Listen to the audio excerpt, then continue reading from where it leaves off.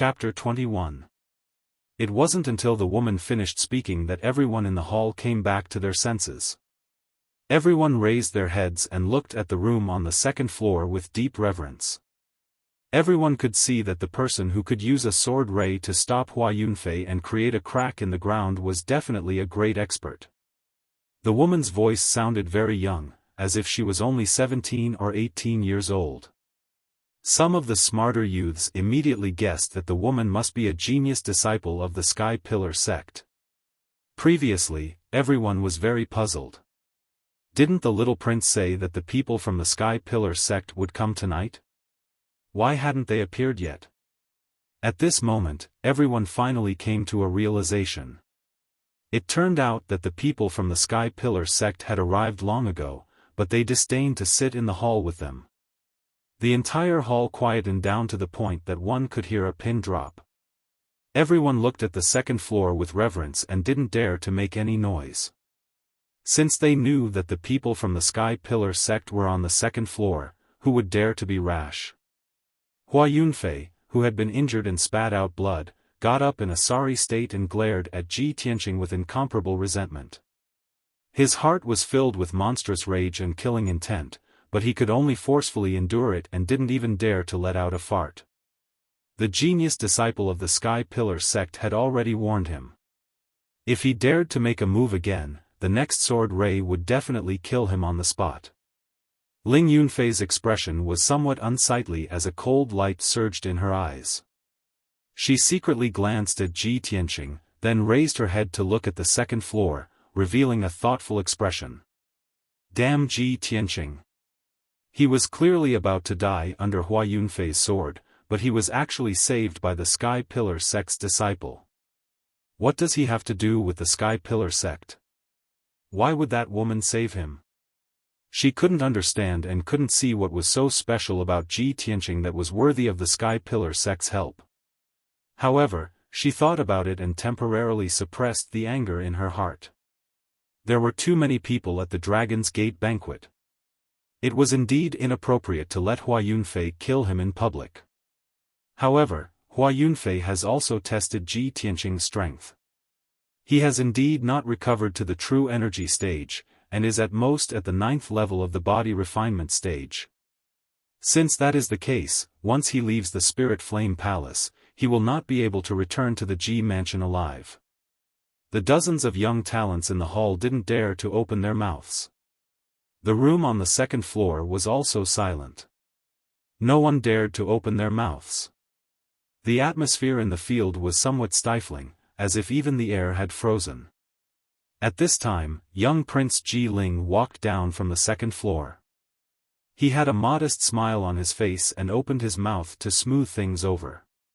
He told everyone not to be restrained and to continue exchanging pointers and showing off their strengths. Of course, in order to ensure that there would be no more grudges, he sat on the main seat and didn't return to the second floor to serve the people of the Sky Pillar sect. Only then did the atmosphere in the hall ease up, and everyone's mood became much more relaxed. Hua Yunfei suppressed his anger and humiliation and silently retreated to tend to his injuries. Ji Tianqing didn't stay either. He silently cupped his hands towards the room on the second floor, then turned around and walked out of the hall. In any case, his goal for coming to the banquet tonight was to see the people of the Sky Pillar sect. Now that he had achieved his goal, the people of the Sky Pillar sect couldn't appear in front of everyone, so he naturally had to leave. Ji Hao didn't leave with him and stayed in the hall to continue drinking and chatting with the other young talents. In an exquisite private room on the second floor, the furnishings were abnormally luxurious, and the air was filled with a faint sandalwood fragrance. At a pear-wood table near the window sat two young men and a woman in a white dress. One of the young men was tall and sturdy like an iron tower. His skin was a bronze color, and his arms and chest were muscular. He emitted a ferocious aura. This person's name was Hao Meng, and he was ranked 9th among the Sky Pillar sect's true disciples. He was born with divine strength and was incomparably valiant. The other young man was thin and tall. His face was sickly pale, and he looked very weak. In reality, he was ranked 6th among the Sky Pillar sect's true disciples. His surname was Bai and his name was Wuxia, but very few people knew his real name. The powerhouses of the various countries in the Heavenly Qin territory only knew his nickname, White Impermanence. As for the woman in the white dress, she was slender and graceful, and her face was fair and beautiful. Her limpid eyes contained an unfathomable aura. Her waist-long black hair was draped behind her like a black waterfall, making her seem even more ethereal and otherworldly like a fairy. She was the chief disciple of the Sky Pillar sect, the peerless genius who suppressed the young elites of the 10 nations, Yunyao. The three of them tilted their heads slightly and looked at the hall downstairs through the wooden window lattice with calm and indifferent gazes. Hao Meng stared at Ji Tianqing and watched as he turned around and left the hall, his back disappearing into the darkness outside the hall. He retracted his gaze and turned to look at Yunyao. He asked with a smile, "Eldest senior sister, that kid can clearly defeat his opponent, he's just hiding his strength. Why did you help him?" Bai Wuchen also looked at Yunyao with a gentle gaze, waiting for her answer. However, Yunyao continued to look at the hall below silently without any intention to explain. As the chief disciple of the Sky Pillar sect and the top genius of the Heavenly Qin territory, why would she need to explain her actions to others? Hao Meng smiled embarrassedly and scratched his head. In order to cover up his embarrassment, Bai Wuchen also hurriedly changed the topic. He looked at the crowd in the hall indifferently and said in a contemptuous tone, "If it weren't for completing the task given by the sect, why would eldest senior sister participate in such a low-level and boring banquet?" Obviously, he was very disdainful of the self-proclaimed young talents in the hall. In his eyes, the group of young people who looked dignified on the surface but were actually sinister and despicable were simply as laughable as clowns. Hao Meng grinned and said, "However, Senior Brother Bai, I think this little prince is quite capable. We asked the little prince to find a way to gather the young geniuses of the Qingyun nation, but we didn't expect him to gather so many people in a day." Bai Wuchen smiled slightly and didn't comment on this. In his eyes, the Qingyun nation was just a small and remote country. Even the top talents in the nation weren't worth mentioning in his eyes. Yunyao frowned slightly and said in a calm tone, "It seems that we won't be able to find the people we're looking for tonight." She looked at Hao Meng and asked, "Junior Brother Hao, are the people who passed the sect's entrance test and are qualified to participate in next month's competition all here tonight?" Hao Meng quickly replied, "Eldest senior sister, I asked the little prince before and he said that only a portion of the people who passed the test came to the banquet. Among the young geniuses who came to the banquet tonight, there are some who didn't pass the entrance test but their aptitudes are quite good." Yunyao nodded slightly and said to the two, "Junior Brother Bai, Junior Brother Hao, go find the 2 deacons who are in charge of recruiting disciples and are in charge of next month's competition. Investigate the list of people who passed the entrance test and see if you can find any clues." Hao Meng was stunned and asked doubtfully, "Eldest senior sister, aren't you coming with us to meet up with the 2 deacons?" Yunyao shook her head gently, "I'm going to the Taiyi Mountains. It'll take me a few days." Bai Wuchen raised his eyebrows and asked doubtfully, "Eldest senior sister, why are you going to the Taiyi Mountains?" Yunyao said in a low voice, "It said that there's a kind of spiritual medicine in the Taiyi Mountains called the red star flower. This flower is nurtured by the fire of the stars and only blooms once every 60 years. If I can get my hands on this flower, I can cure junior sister's illness and save her from the torture of the extreme cold poison." Hao Meng and Bai Wuchen's expressions changed slightly at the mention of junior sister. Their eyes were filled with pity and sympathy. Bai Wuchen quickly said to Yunyao, "Eldest senior sister, I'll go with you." Yunyao shook her head gently and said calmly, "No need. The red star flower is a top-grade spiritual medicine and has a strong spirituality. Whether we can find it or not depends on luck. It's not useful with more people. You just need to investigate the people the sect is looking for and complete the mission as soon as possible. Brothers and sisters, if you think this book is good, please lend a hand and add it to your bookshelf. If you can even vote for it, little he will be even more grateful. Chapter 22. After Ji Tianqing left the Qingyun Hall, he walked out of the Spirit Flame Palace in the cool night wind and stepped into a carriage parked by the side of the road. He didn't need to say anything. The coachman, Old Lei, naturally understood and drove the carriage into the darkness, heading back to the Ji mansion. Ji Tianqing sat in the carriage and simply wrapped the wound on his calf with a piece of cloth. Then he frowned and thought about what had just happened. Not long after, the carriage drove into a dark bluestone path. Although the path was a bit remote and there were only a few houses nearby, it was the only way to return to the Ji mansion from the Spirit Flame Palace. Large trees grew on both sides of the path, making it seem dark and depressing in the night. The carriage moved forward at a moderate pace. Only the sound of hooves could be heard in the night sky. Suddenly, a sharp sound broke through the air. The coachman, Old Lei, let out a muffled groan. His body rolled off the carriage and fell to the ground. Ji Tianqing instantly woke up.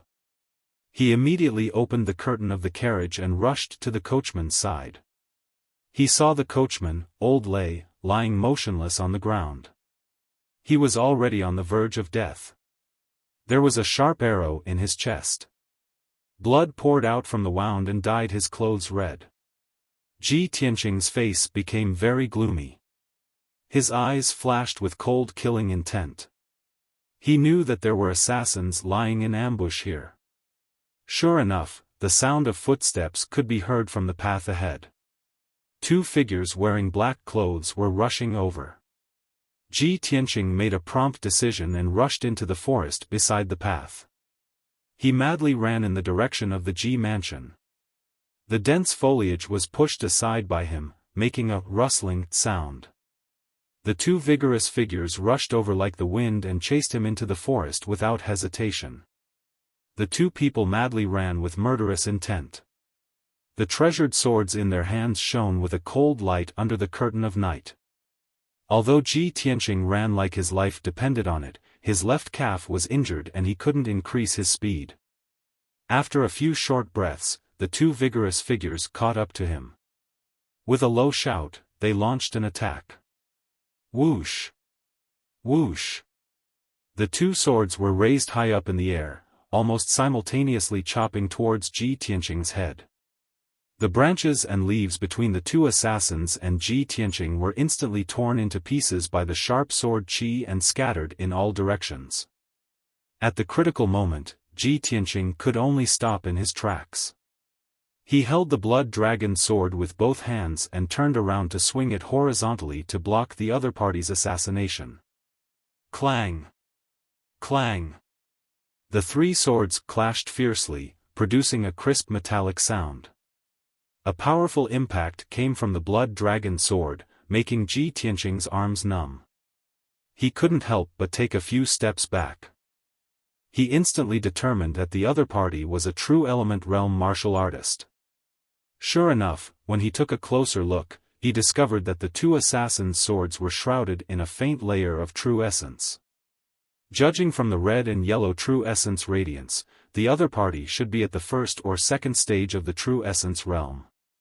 You want to assassinate me with only the strength of the first or second stage of the true energy realm? However, I can't be sure how many assassins there are. I have to be careful. Ji Tianqing sneered in his heart, his eyes surging with dense killing intent. He pretended that he was no match for them and continued to flee in a hurry. The two masked assassins in black were indeed fooled. They rushed forward without any regard for their own safety and stabbed their swords at his back with all their might. Perhaps they were too confident, or perhaps they were too eager to kill Ji Tianqing and leave this place as soon as possible to avoid exposing their identities. Both of them had used their ultimate moves to assassinate Ji Tianqing, but they had neglected their own defenses, leaving them wide open and revealing many flaws. Just as the two of them were full of excitement and thought that they could kill Ji Tianqing on the spot, they saw Ji Tianqing suddenly turn around and reveal a mocking sneer. Die! Ji Tianqing growled with a murderous aura. He suddenly bent down and squatted down, narrowly dodging the two swords. The two swords brushed past his head, only 2 inches away, but they both missed. Moreover, the chest and abdomen of the two masked assassins were exposed in front of him without any defense. Ji Tianqing was waiting for this moment. He did not hesitate to put down the blood dragon sword and raised both of his palms to attack the chest of the two assassins. Pang pang. With a muffled sound, his palms solidly hit the two assassins. 2 rays of dark golden sword chi shot out from his palms and pierced the hearts of the two assassins without any hindrance. The two masked assassins suddenly trembled and their charging footsteps stopped. The two of them turned around, widened their eyes in disbelief, and stared at Ji Tianqing. Their mouths let out a muffled shout. You're not. This. How is this possible? Their eyes were filled with fear and anger. They could not believe that they were defeated by a third-level body refinement trash. The two of them knew that they were going to die, but they were unwilling to give up. They waved their swords and stabbed towards Ji Tianqing's head. But Ji Tianqing had already grasped the blood dragon sword. He waved his hand and swept out, deflecting their swords. The two assassins retreated a few steps and weakly held onto a tree. Blood poured out of their mouths and soaked their masks. The two of them could not say another word. Their throats made a ge sound and the life in their eyes quickly disappeared. In the blink of an eye, the two of them softly fell to the ground. They laid in the grass and no longer made a sound. Ji Tianqing hurriedly used his sword to remove their veils. After seeing their faces clearly, he sneered, as expected. Hung. Ling Yunfei, you still won't let me go. This was because he recognized one of the assassins. It was the bodyguard that always followed Ling Yunfei. He was worried that there were more assassins nearby, so he did not dare to stay. He turned around and continued to run. After passing through the dense forest, he followed a small path to the Ji mansion. After a quarter of an hour, Ji Tianqing returned to the Ji mansion safely. He did not encounter any more ambushes on the way. After returning to his room in the cool breeze courtyard, he asked Huan to bring him a medicine box. He carefully treated the sword wound on his leg. After taking care of the wound, he let Huan leave to rest. He entered the secret room and went into closed-door cultivation. Tonight's events made him realize that his opponent couldn't wait to get rid of him. Not only could he not leave the city, even the imperial city was not safe. On the way home, he would be ambushed by assassins. He could not help but wonder if his opponent would send someone to the Ji mansion to assassinate him. Thinking of this, his desire to increase his strength became even stronger. Cultivate. I must quickly condense a sword embryo and return to the true element realm. Ji Tianqing quickly entered into a state of cultivation. He focused on cultivating his heart of the sword and condensing new sword chi. The night passed quickly. On the morning of the second day, he condensed 2 more sword chi and stored them in 2 acupuncture points in his body. He recovered the strength of 12 sword chi and endured the pain of being dismembered.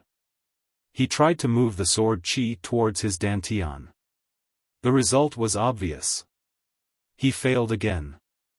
The 12 sword chi were stored in 12 acupuncture points in his body. These acupuncture points were distributed on the back of his hand, arm, shoulder and chest. It was almost impossible to move all the sword chi to the dantian in his abdomen. His weak meridians could not withstand the sword chi's tearing and cutting. Ji Tianqing had no choice but to stop cultivating. He lay down in the secret room to rest. He closed his eyes and laid on the ground. His mind was constantly thinking. What went wrong? Why was it that after he had condensed the 12 sword chi, he could not condense a sword embryo even after trying more than 10 times? Could it be that something went wrong with his cultivation? Or was his cultivation method wrong? Chapter 23. Ji Tianqing's heart was filled with doubts and apprehension.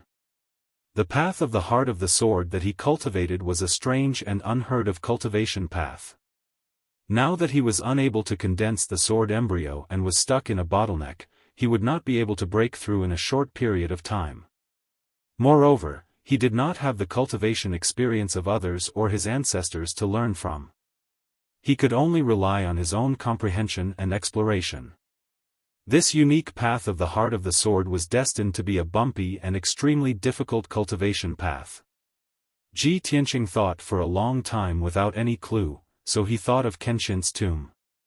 He decided to enter Kenshin's tomb again to observe the tombstones, hoping to find the crux of the problem. He held his breath and concentrated his mind, gathering his consciousness in the black hole in his dantian. This method worked, and his consciousness was quickly swallowed by the black hole. Ji Tianqing's body remained in the secret chamber, but his consciousness entered a cold and dark space. Swoosh! His consciousness condensed into a translucent body, which looked exactly like him, and entered the space of Kenshin's tomb again.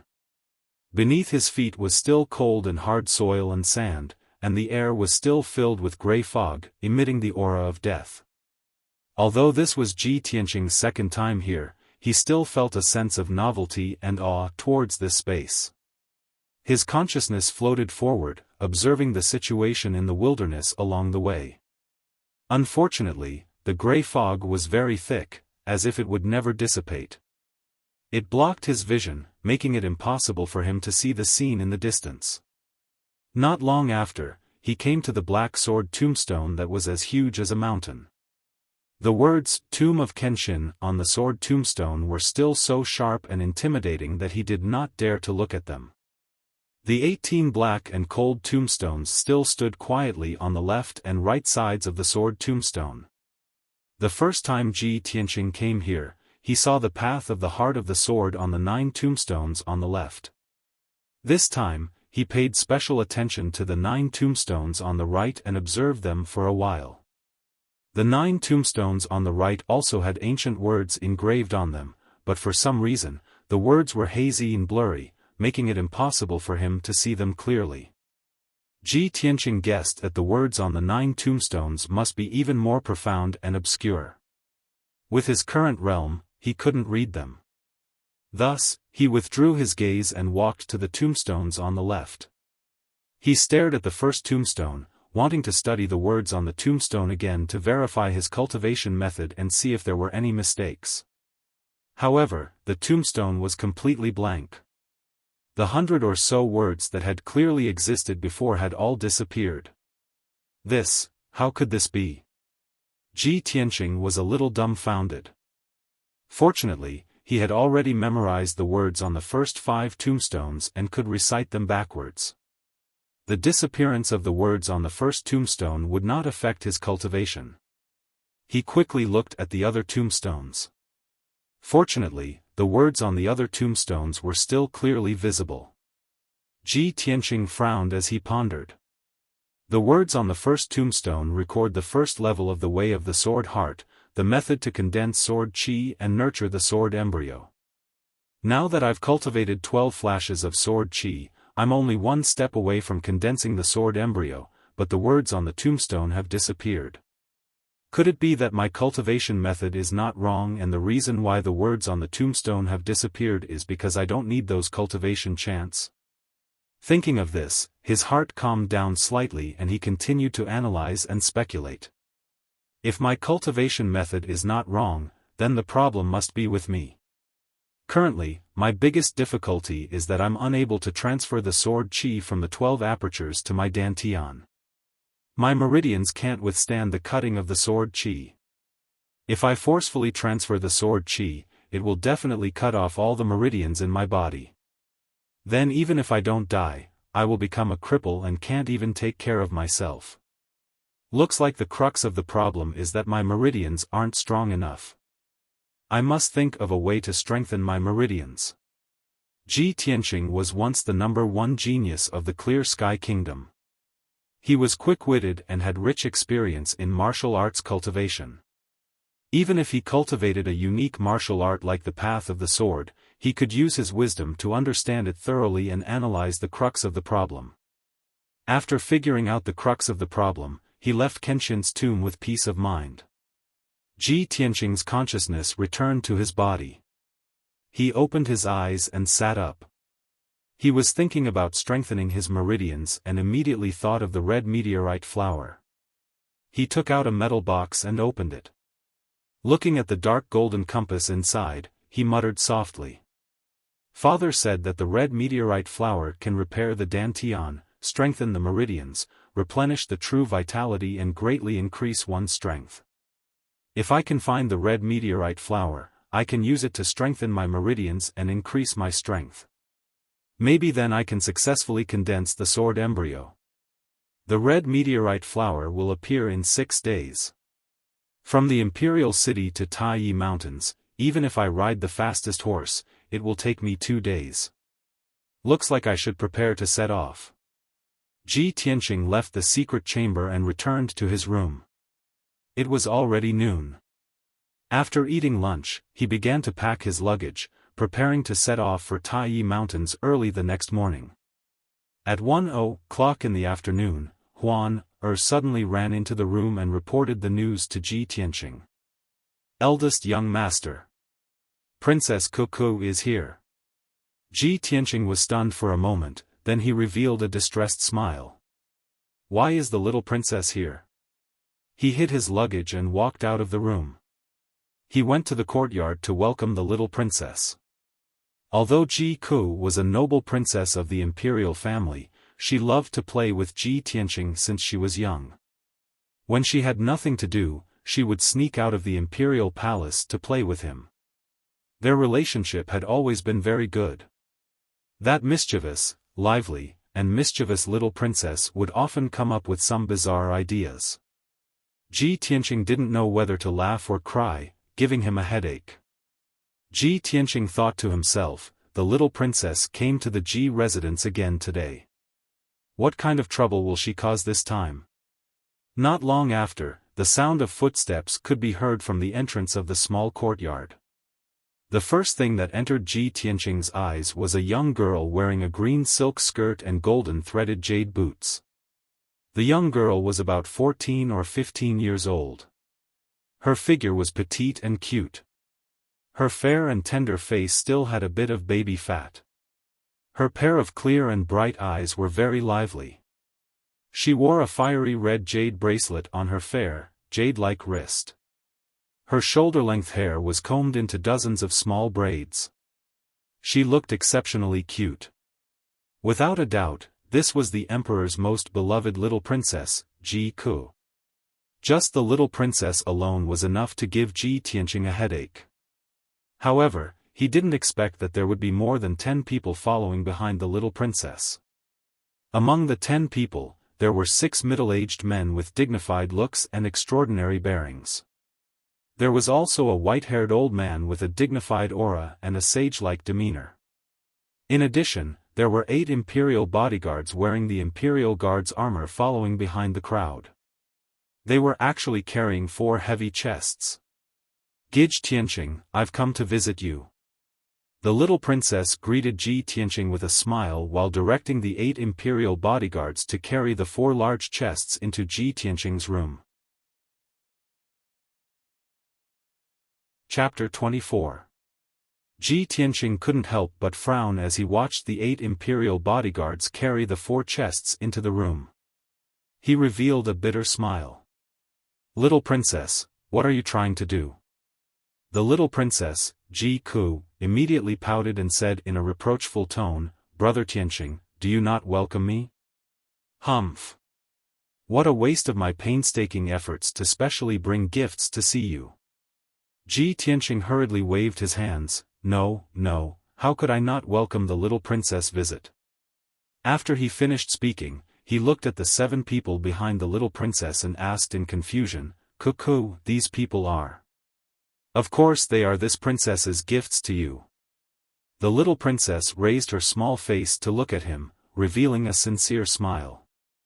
The 6 dignified middle-aged men's expressions immediately became strange. They pretended to cough twice to hide their awkwardness.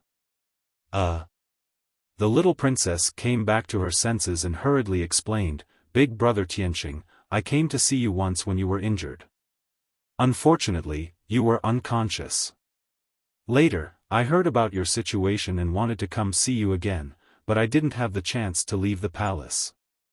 That's why I brought a few great masters today, as well as my palace's imperial physicians, to have them treat you. Big brother Tianqing, don't worry, I will definitely help you recover from your injuries." Ji Tianqing finally understood why the little princess came to the Ji mansion this time. A trace of warmth flowed through his heart. He smiled and said to the little princess, "Ever since my accident, the people around me have only seen me as a joke. Those who have a grudge with me all want me dead. I didn't expect that Cuckoo would still remember me and care about me." The little princess looked at him seriously and said in a solemn tone, "Brother Tianqing, you have to believe me. No matter when, no matter what kind of suffering and torment you are going through, I will never abandon you and leave. I will always remember you, always care for and support you." Although in Ji Tianqing's eyes, the little princess was still a naughty little girl who hadn't grown up yet. But he could clearly see that the little princess's eyes were filled with sincerity and determination. There was also a trace of emotion hidden within. How could he not understand why the little princess loved to pester him and often sneak out of the palace to play with him? It was because she had feelings for him. However, he had an engagement with Ling Yunfei before, and he had wholeheartedly protected Ling Yunfei, so the little princess hid her feelings very deeply. Thinking of this, he couldn't help but reveal a smile and nodded, "Cool, thank you." The little princess smiled sweetly and naturally held his arm as they walked into the room. "Brother Tianqing, I heard that Ling Yunfei came to the Ji mansion to cancel the engagement. In my opinion, it's good that this engagement is cancelled. Big brother Tianqing, don't take it to heart. You are so outstanding, Ling Yunfei is not worthy of you. I've already guessed it. This woman has ulterior motives. She deliberately approached and used you. Despicable woman. She's too scheming." Speaking of Ling Yunfei, the little princess took it to heart. She had a look of deep hatred and her face turned cold from anger. Speaking of Ling Yunfei, Ji Tianqing's eyes flashed with a trace of coldness, but he quickly suppressed it. The two entered the room and sat down. After chatting for a while, the little princess asked the imperial doctor and several masters to treat Ji Tianqing. After the little princess's introduction, Ji Tianqing found out that the white-haired old man was her palace's imperial doctor. As for those middle-aged men with dignified appearances and extraordinary bearings, they were all martial Dao and alchemy grandmasters. They had extremely high attainments in their respective fields. As for the 4 heavy boxes, they were all filled with various elixirs and martial arts manuals. There were also some alchemy materials. The value of the items in the 4 boxes was at least 5 million taels. Ji Tianqing repeatedly waved his hand to reject the little princess's kind intentions. He explained with a smile, "Ku, I appreciate your kind intentions. I have already found an expert to treat me. Currently, my body is fine. As long as I rest well, I will recover." Although the little princess was worried about him, she did not want to force him. Thus, she asked the imperial doctor and the masters to leave. "Brother Tianqing, even if you don't need the imperial doctor and the masters to treat you, you must accept the boxes of elixirs and materials that I am giving you. Otherwise, you won't treat me as a friend." Seeing her determined attitude, Ji Tianqing did not reject any more. He smiled and nodded in agreement. The little princess then smiled and said to him in a low voice, "Brother Tianqing, I have asked my father and the imperial doctor before. I know something that can help you recover your strength quickly. There is a kind of elixir in Taiyi Mountains called the Red Star Flower. It is said that it only appears once every 60 years. This flower has magical effects. It can repair damaged dantian and meridians, greatly increasing a martial artist's strength. My grandfather's dantian was damaged when he was young. He could not cultivate his true essence his entire life. He used the red star flower to repair his dantian and become a Tongxian expert. Brother Tianqing, the imperial doctor said that the red star flower will appear in about 6 days. I have decided to go to Taiyi Mountains to find the red star flower to save you. Hearing this, Ji Tianqing's heart skipped a beat. His expression changed slightly. He quickly shook his head. "Ku, you cannot go to Taiyi Mountains.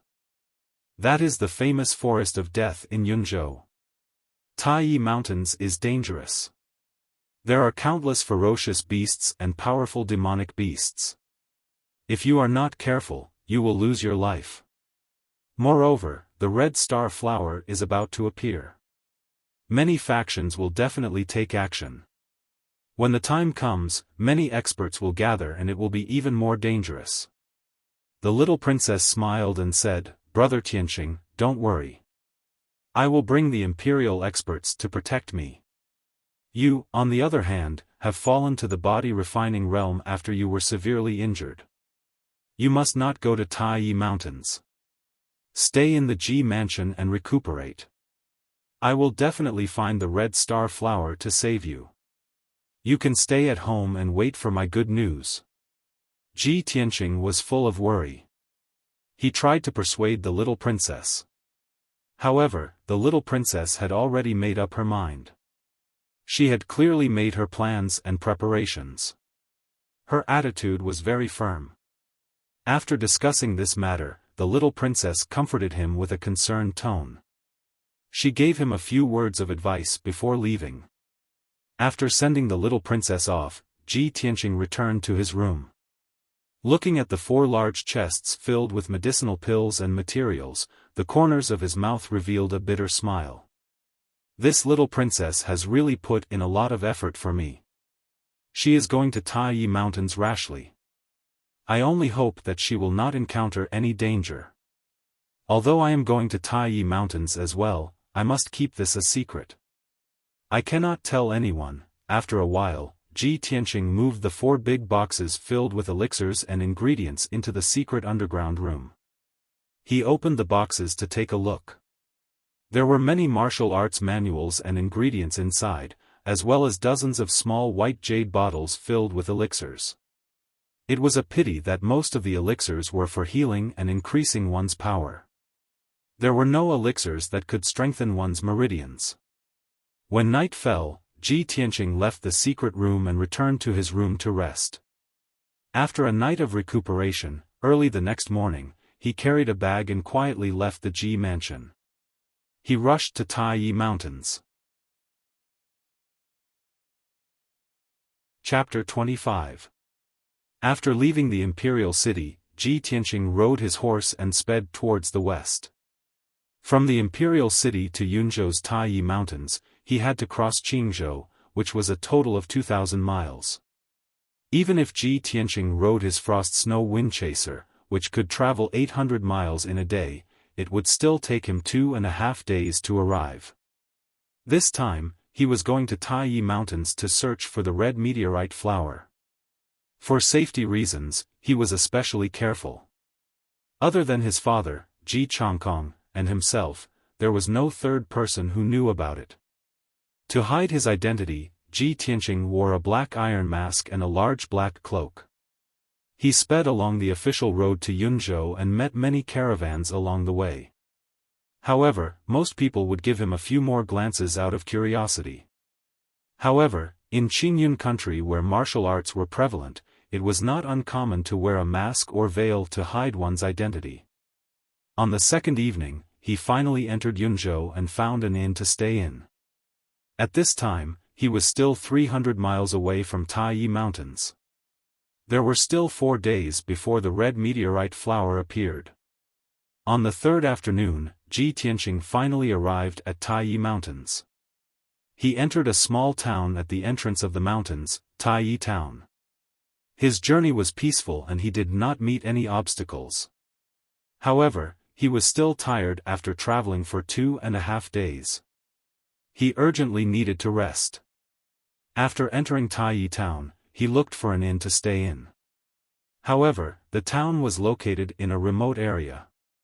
It was small and old. There were only 2 streets in the town and there were more than 200 families living there. The streets were narrow and crowded.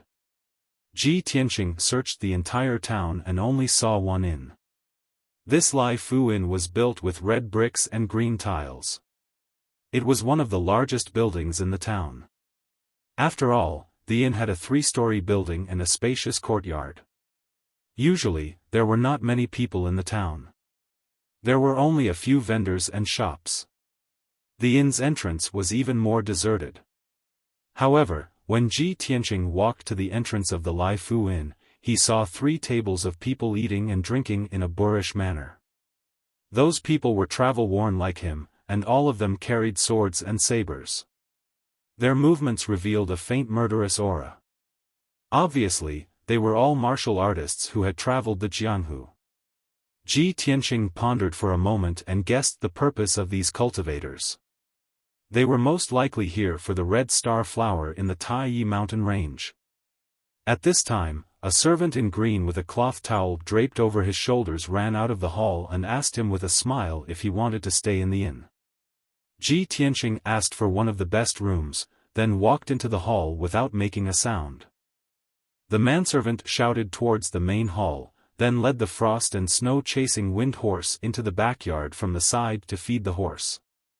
As soon as Ji Tianqing entered the hall, the warriors who were eating and drinking at the tables all cast scrutinizing gazes at him. He was wearing a mask and a black cloak, so no one could see through him.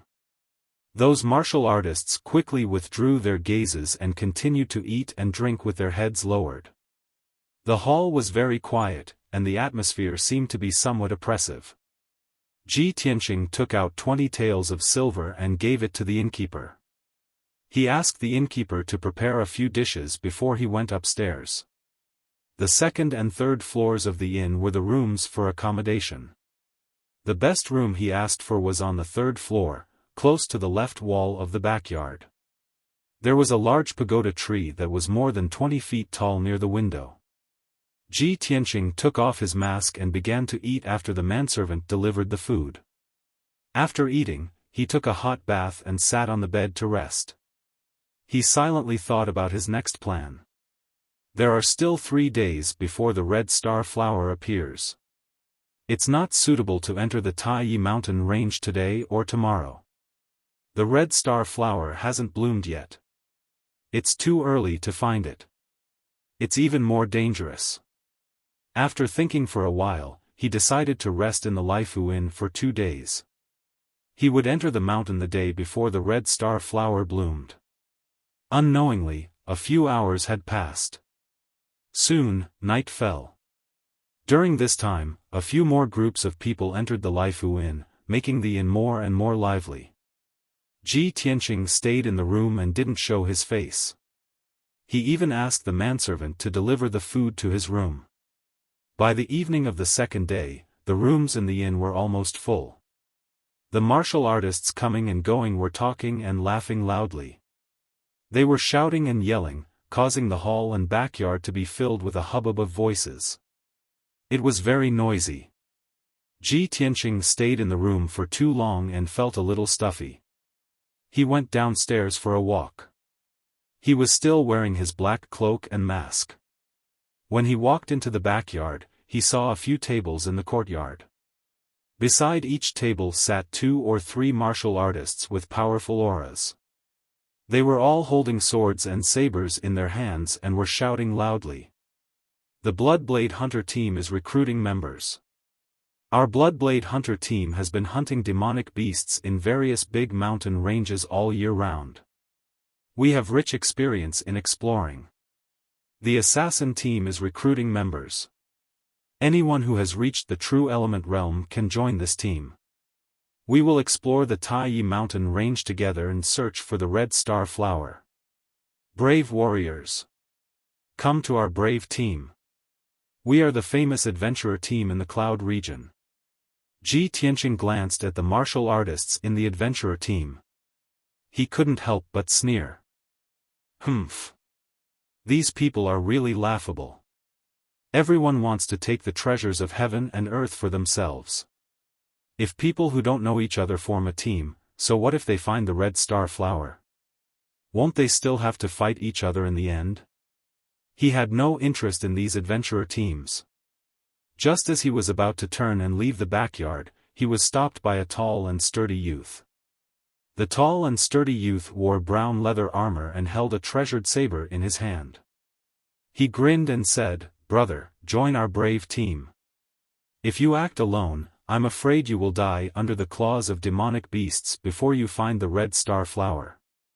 If we act together, we will have a chance."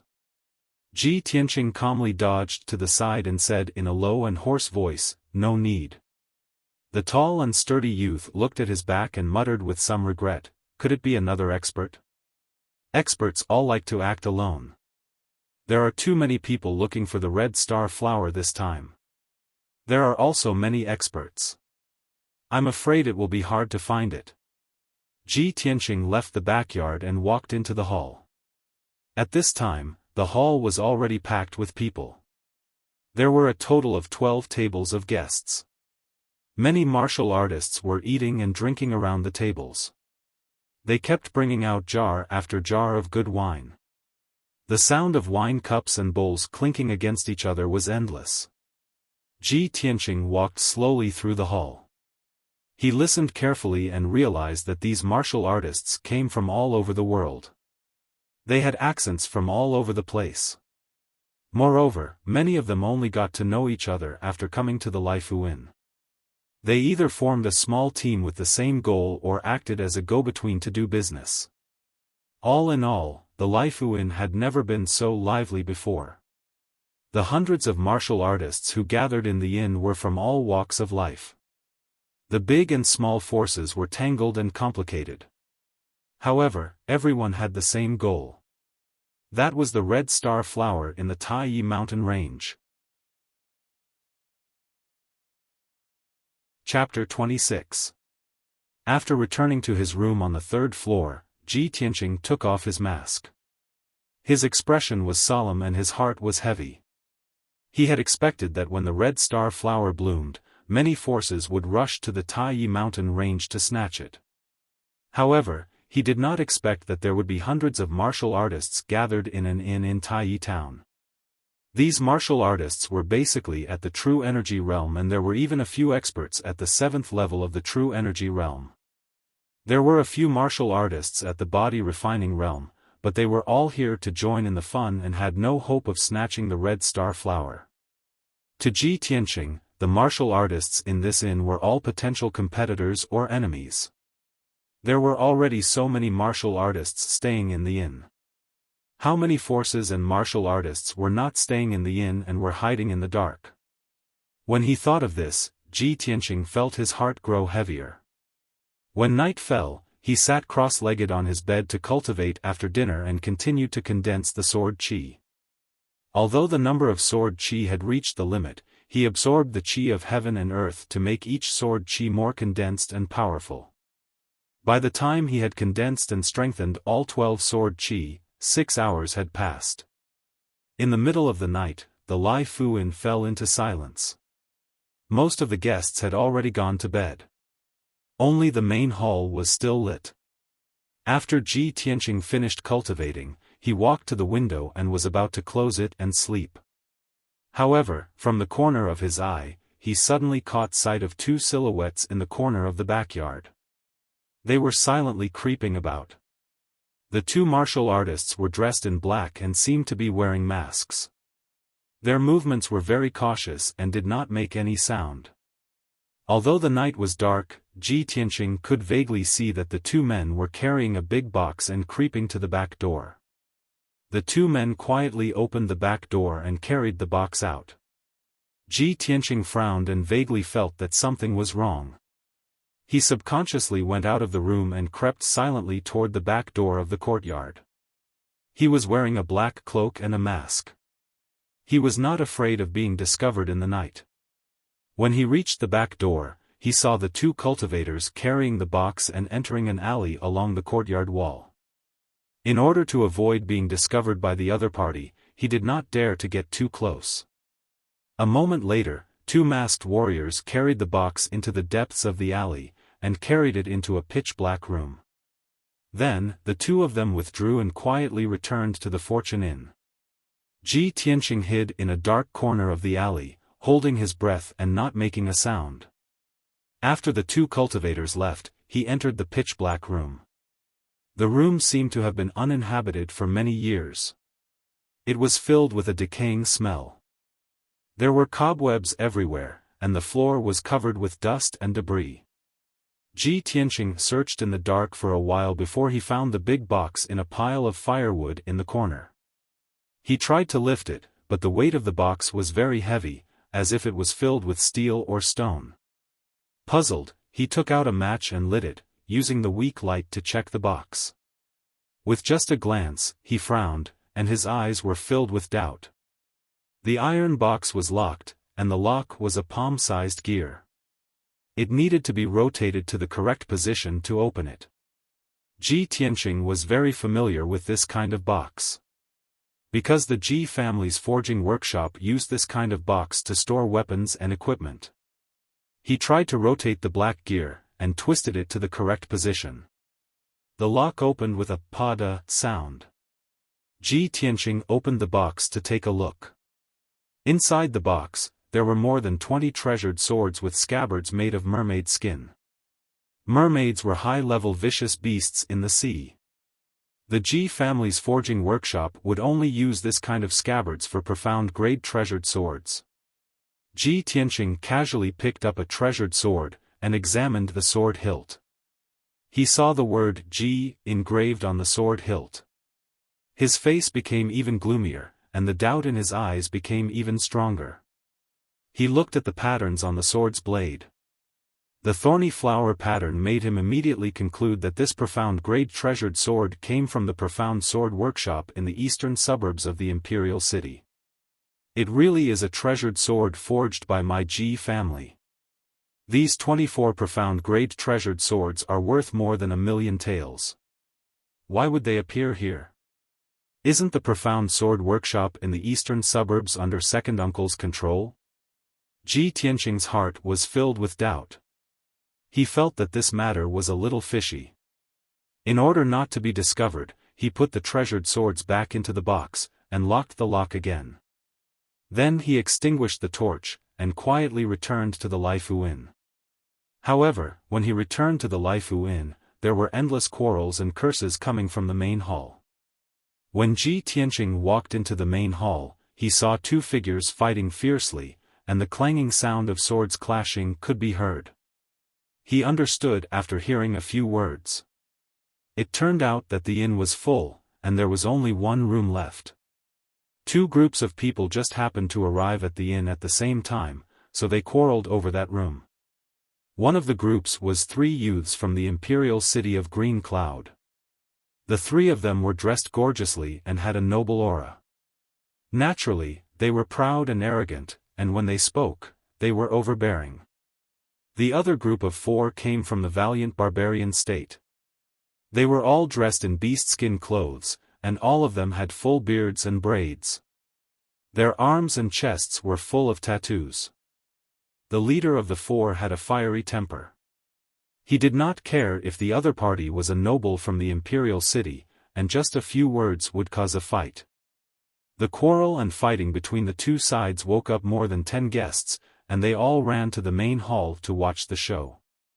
Ji Tianqing did not want to get involved in this kind of thing. He walked through the main hall and was about to step onto the stairs to return to his room. Unfortunately, when the true energy boundary white-robed youth slashed his sword at the bald man with the tattoo on his forehead, the bald man's sword was fiercely chopped at. Immediately, the sword that was flickering with a cold light changed its direction and went straight for Ji Tianqing. The white-robed youth was already very close to Ji Tianqing, only 5 steps away. This sword came out of nowhere and was as fast as lightning. Although Ji Tianqing retreated in time to dodge, he was still unable to avoid the treasured sword, and his cheek was immediately slashed by the blade. With a crisp clang, the black iron mask on his face was cut in half by the treasured sword, and fell to the ground with a clang. Ji Tianqing's face suddenly became gloomy, and his eyes flashed with a cold light. The white-robed youth and the bald man glanced at him, and without any change in expression, continued to fight. However, the white-robed youth's two companions who had been watching the fight and cheering suddenly let out a cry of surprise when their eyes fell on Ji Tianqing's face. Isn't this Ji Tianqing? Young Master Ji of the Ji family? Heh, as expected of the former number 1 genius, but now the great trash Ji. He can't even dodge the sword. If young Master Ji's face is accidentally injured, we can't afford to pay for it. Obviously, the two noble youths knew Ji Tianqing, and saw through his identity on the spot. Brothers and sisters, please recommend, my new book needs everyone's support. Xiaohe thanks you. Chapter 27. The hall quietened down. Even the white-robed youth and the bald man stopped fighting at the same time. Everyone's eyes fell on Ji Tianqing, sizing him up with a playful look. Although most of the martial artists present had never seen Ji Tianqing before, they had never seen him before. But everyone had heard of his name. In the past 3 years, his title as the number 1 genius of the imperial city had spread throughout the Azure Sky Kingdom. Almost all the martial artists knew of him. 10 days ago, his strength had dropped and he became a trash at the 3rd level of the body refinement realm. He had become the biggest joke in the Azure Sky Kingdom. This incident had made his reputation even more resounding. Recently, he had been the topic of gossip and jokes among the common people. The dozens of martial artists in the hall who were watching the show all looked at him with ridicule and whispered to each other. Unfortunately, the blue-robed youth of the two aristocratic youths seemed to be afraid that others didn't know about Ji Tianqing's deeds and unscrupulously mocked him. Everyone look, this is the man of the hour in the Azure Sky Kingdom, Ji Tianqing. Not only did this guy become a trash at the 3rd level of the body refinement realm, he even had his marriage annulled by the eldest daughter of the Ling family.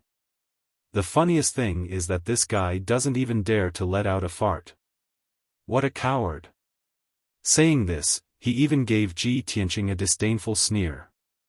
Young Master Ji, you secretly came to Tai Yi Town. Could it be that you want to snatch the red star flower and use it to recover your strength?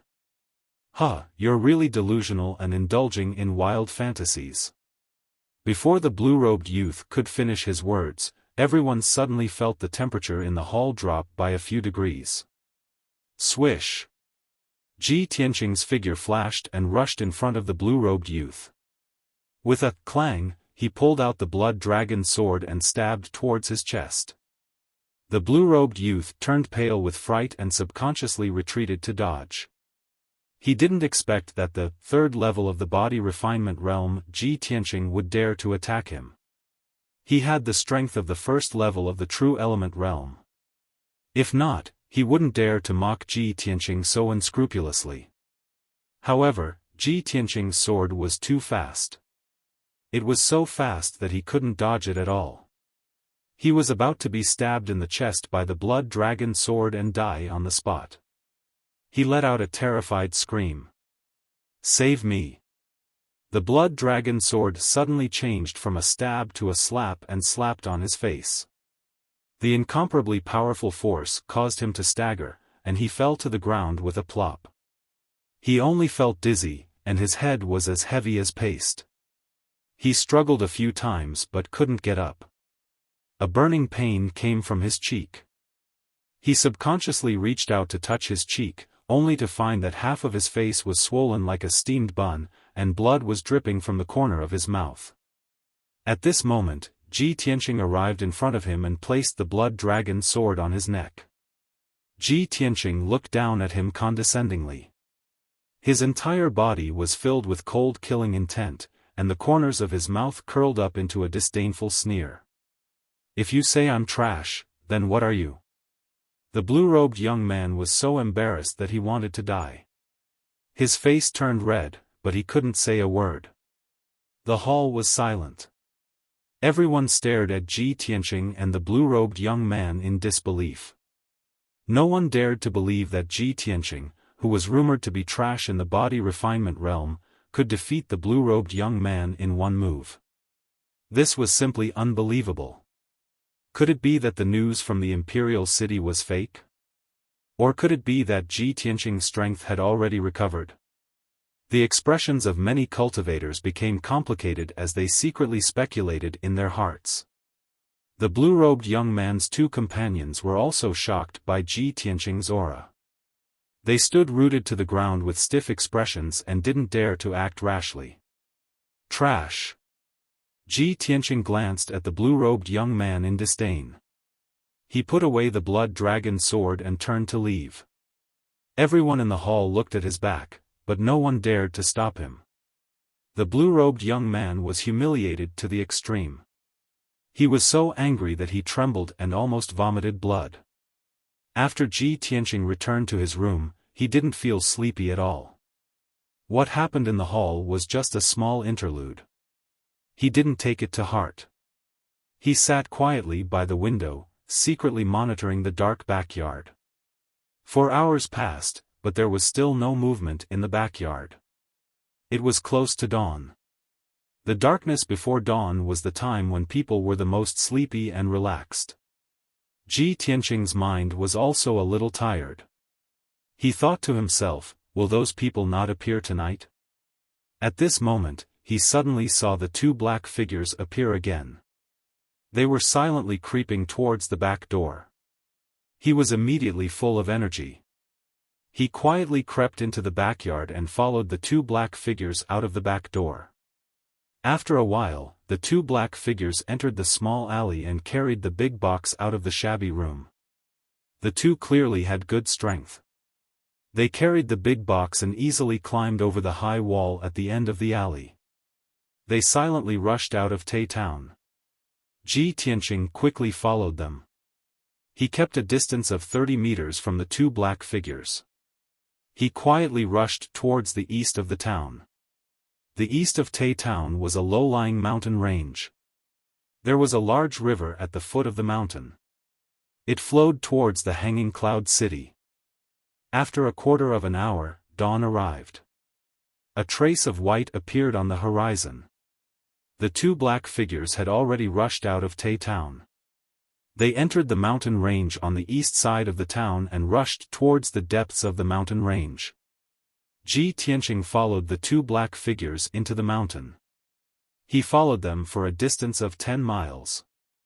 Then, he stopped in front of a shabby temple halfway up the mountain. The sun was rising from the east. A layer of thin fog still covered the mountain. The sound of birds chirping could be heard from the forest not far away. There were still sparkling dew on the wild grass and leaves. The shabby temple was silent. More than half of the mountain gate and walls had already collapsed. There were many spider webs hanging on the roof beams and eaves. Ji Tianqing watched the two black figures carry the big box into the shabby temple. Then, he quietly climbed up a big tree outside the courtyard wall. He used the cover of the dense foliage to hide in the treetops. He secretly monitored the situation in the temple. Not long after, 3 martial artists rushed from the foot of the mountain. They entered the shabby temple with vigilant expressions. The leader was a middle-aged man with a body as thin as a bamboo pole. His skin was dark and his cheeks were long and narrow like a horse's face. The 2 martial artists beside him were dressed in black. They seemed to be his attendants or bodyguards. After the 3 of them entered the shabby temple, the 2 black figures immediately came forward to greet them. The 2 sides whispered a few words. Then, the horse-faced man ordered his attendants to carry the big box and hurriedly left the shabby temple. Although Ji Tianqing could not hear the contents of their conversation, he could guess that they were making a deal. He frowned in confusion. He secretly speculated in his heart, they are making a deal with the Ji clan's weapons. Why are they being so secretive and secretive? Could it be that they have some ulterior motive? After a while, the horse-faced man and his 2 companions went down the mountain. The 2 black figures in the courtyard then prepared to leave. It seemed that they were in a good mood because the deal had been successfully completed. The two of them walked out of the shabby temple side by side with smiles on their faces. They were even whispering to each other. Ji Tianqing had been following them from afar. He could only see their backs. He had always felt that the tall and sturdy martial artist was somewhat familiar. Now, when he saw the appearance of the two black figures, his face suddenly became gloomy. It's actually him? Su Zifeng. Second uncle's right-hand man.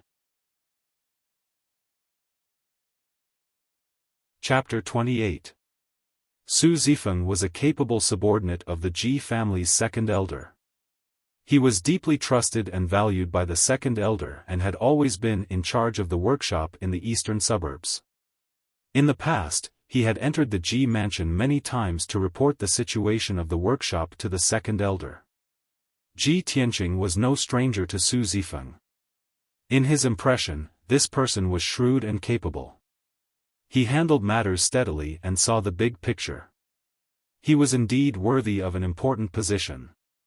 But he never would have thought that Su Zifeng would appear in Town and surreptitiously trade with a group of mysterious people for the Ji family's magical weapons. Could it be that this person is stuffing his own pockets and stealing magical weapons from the workshop to sell privately? That box of magical weapons is worth more than 1 million taels of silver. No, I must investigate this thoroughly. Ji Tianqing secretly held the blood dragon sword tightly. His eyes flashed with a frightening cold light. At this time, Su Zifeng and the black-clothed youth walked out of the ruined temple side by side and were about to walk down the mountain. Ji Tianqing suddenly jumped down from the treetops and landed on the grass with a swoosh, blocking Su Zifeng and the black-clothed youth's path. Su Zifeng and the black-clothed youth were not prepared for someone to descend from the sky. They were immediately startled and stared at Ji Tianqing with vigilance. After seeing Ji Tianqing's face, Su Zifeng's expression suddenly changed. He stammered, "Eldest, eldest. Eldest young master? Why is it you?" Ji Tianqing stared at him with a sharp gaze and asked in a deep voice, "Su Zifeng. You have big guts. You dare to steal the Ji family's magical weapons and trade privately." Su Zifeng's expression became extremely ugly. He hurriedly explained, "Eldest young master, you misunderstood. I am loyal and devoted to the Ji family. How could I do such a thing?" Ji Tianqing approached him with a cold expression and coldly shouted again, "Misunderstanding? Good. Then take out the contract from the transaction just now." Every business transaction of the Ji family's blacksmithing workshop had to be recorded in the accounts. Any transaction that was worth more than 10,000 taels of silver required a contract from the workshop owner. Especially that box of profound weapons and treasured swords. Its value exceeded 1 million taels of silver, and it required the patriarch or elder to personally sign a contract. When Su Zifeng heard the two words, hand contract, his face immediately became even more unsightly. His eyes evaded Ji Tianqing's gaze, not daring to meet his eyes. Ji Tianqing was even more convinced that there was something wrong with this deal, and he shouted in a dignified tone, "Su Zifeng. This young master knows that you don't have the guts to do such a thing. Speak. Who instigated you?" A hint of hesitation flashed in Su Zifeng's eyes. After exchanging glances with the black-clothed young man, he gritted his teeth and made up his mind. When he raised his head to look at Ji Tianqing again, his face was filled with a sinister sneer. "Young master. Since you've already found out, then don't blame me for being ruthless. You're the one who forced me to do this. Kill him." Su Zifeng shouted at the black-clothed young man and leaped towards Ji Tianqing. His hands were like the claws of an eagle as he tried to grab Ji Tianqing's head and neck. He was at the second level of the true energy realm. In his opinion, even without a weapon, he could easily kill Ji Tianqing, who was at the body-refining realm. The black-clothed young man was also at the first level of the true energy realm. His fists flashed with a faint red light as he viciously smashed towards Ji Tianqing's chest. "You're courting death." Ji Tianqing shouted with a cold expression and instantly drew his blood dragon sword to meet the attack. Swoosh! He used all his strength to slash with his sword and forced the murderous Su Zifeng to retreat. Seeing the black-clothed young man aggressively charging towards him, he changed his steps and retreated sideways, dodging the black-clothed young man's fists. When the black-clothed young man brushed past him, he unhesitatingly struck out with his palm and activated the sword energy in the Huizong meridian on his arm. Bang! Ji Tianqing's palm hit the black-clothed young man's back. The sword energy shot out from his palm and drilled into the black-clothed young man's body. Suddenly, the black-clothed young man staggered forward for 6 steps before stopping.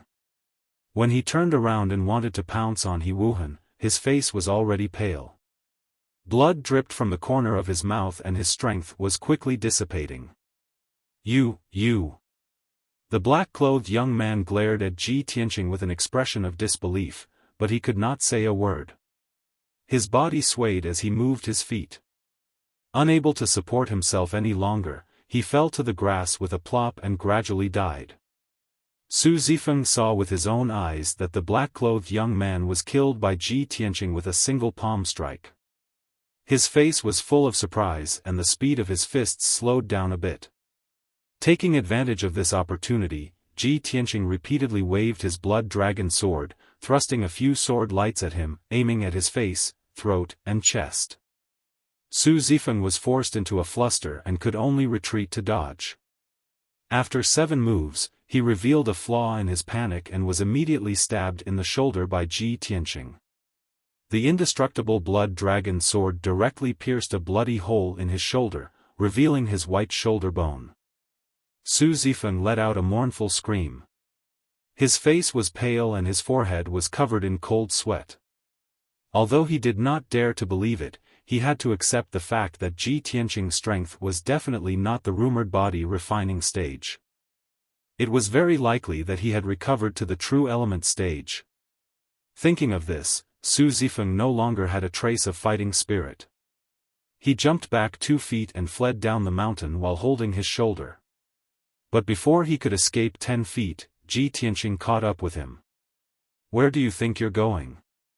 Ji Tianqing roared angrily and rushed behind Su Zifeng like a gust of wind. With a shake of his hand, he stabbed Su Zifeng's back and fell to the ground on the spot. Before Su Zifeng could struggle to get up, Ji Tianqing stepped on his shoulder, stomped him to the ground, and pressed the blood dragon sword against his neck. "Speak! Who ordered you to do this?" Su Zifeng was pressed on the grass and could not move. He knew that he could not escape this calamity and actually revealed a sinister sneer. He. I didn't expect young Master Ji to hide so deeply. However, you want to force clues from me? In your next life." As he spoke, his breath became weaker and weaker, and dark red blood kept flowing out of his mouth and nose. After a short while, he closed his eyes and no longer made a sound. Ji Tianqing hurriedly turned him over and checked his pulse, only to find that he had shattered his heart meridians and committed suicide. Damn it! He would rather die than let go. Who made him a suicide warrior and did not care about his life? Ji Tianqing muttered to himself as he put away the blood dragon sword with a gloomy expression. Su Zifeng's suicide caused a layer of haze to shroud his heart, and he increasingly felt that this matter was of great importance. If this matter was directly related to his second uncle, it might endanger the Ji family's foundation. He rummaged through Su Zifeng and the black-clothed youth's corpses to see if he could find any clues. Unfortunately, the 2 of them only had some broken silver and miscellaneous items on them. There were no useful clues. Ji Tianqing sighed helplessly and could only leave the ruined temple and go down the mountain. After 15 minutes, when he reached the foot of the mountain, 2 figures walked out of the ruined temple. The leader was a youth in a green robe. He was tall and handsome, and his temperament was extraordinary. It was Ji Hao. The middle-aged man behind him was dressed as a guard. He wore black leather armor and carried a sword.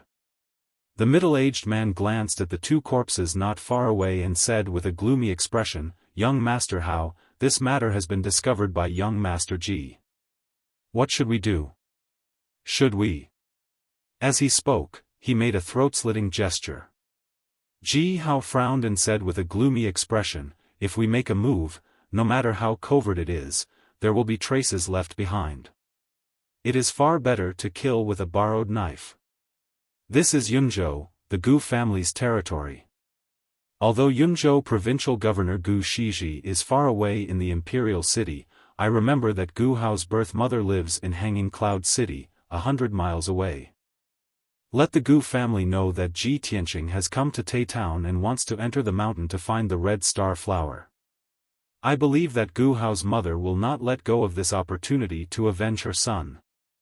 Also, remember to remind the Gu family that Ji Tianqing's strength seems to have recovered to the true energy boundary."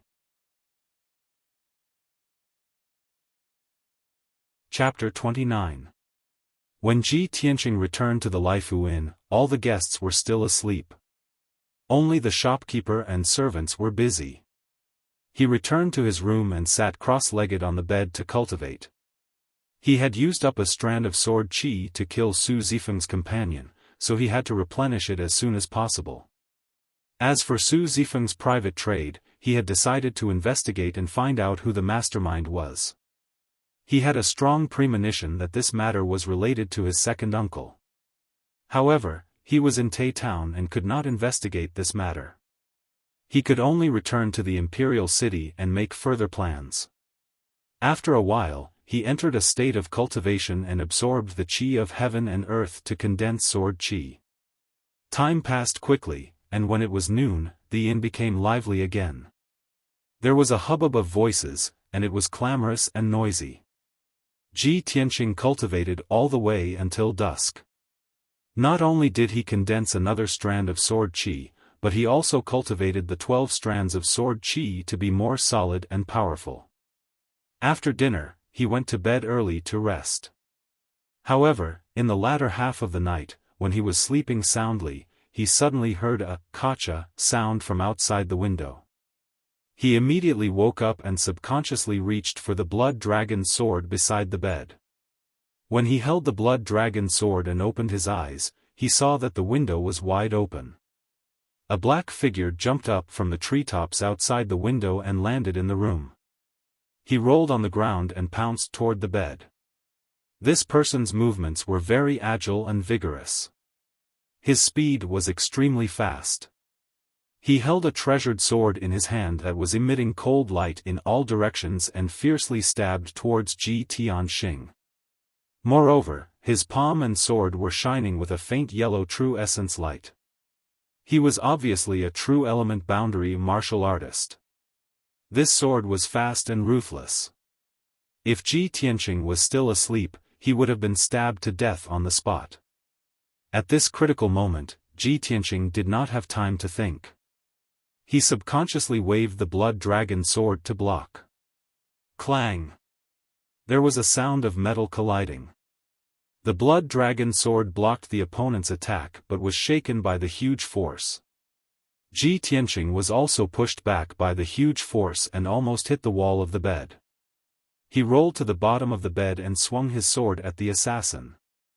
The black-clothed assassin clearly hadn't expected that he would wake up from his stupor. His sword strike, which he thought would surely kill him, had been blocked.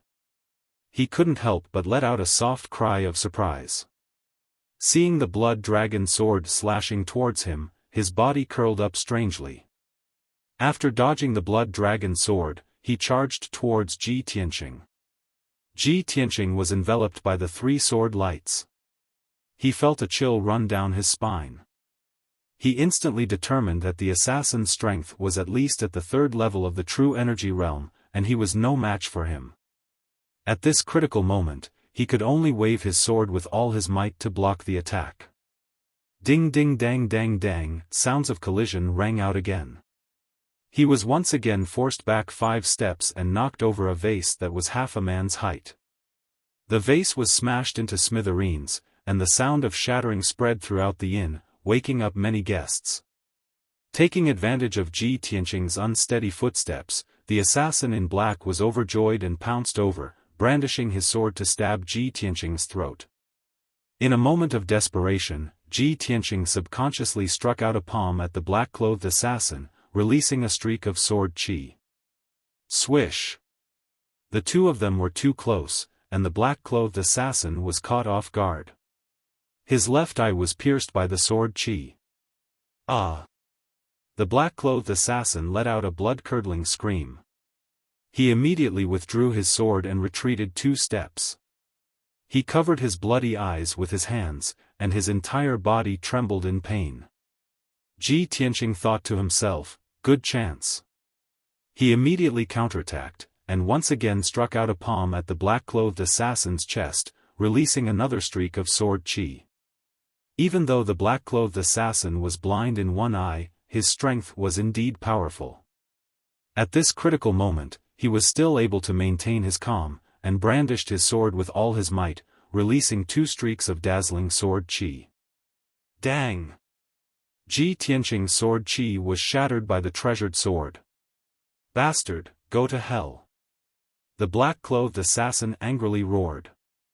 His strength and speed suddenly doubled. He brandished his sword with all his might, releasing 6 streaks of dazzling cold light, enveloping Ji Tianqing's vital points.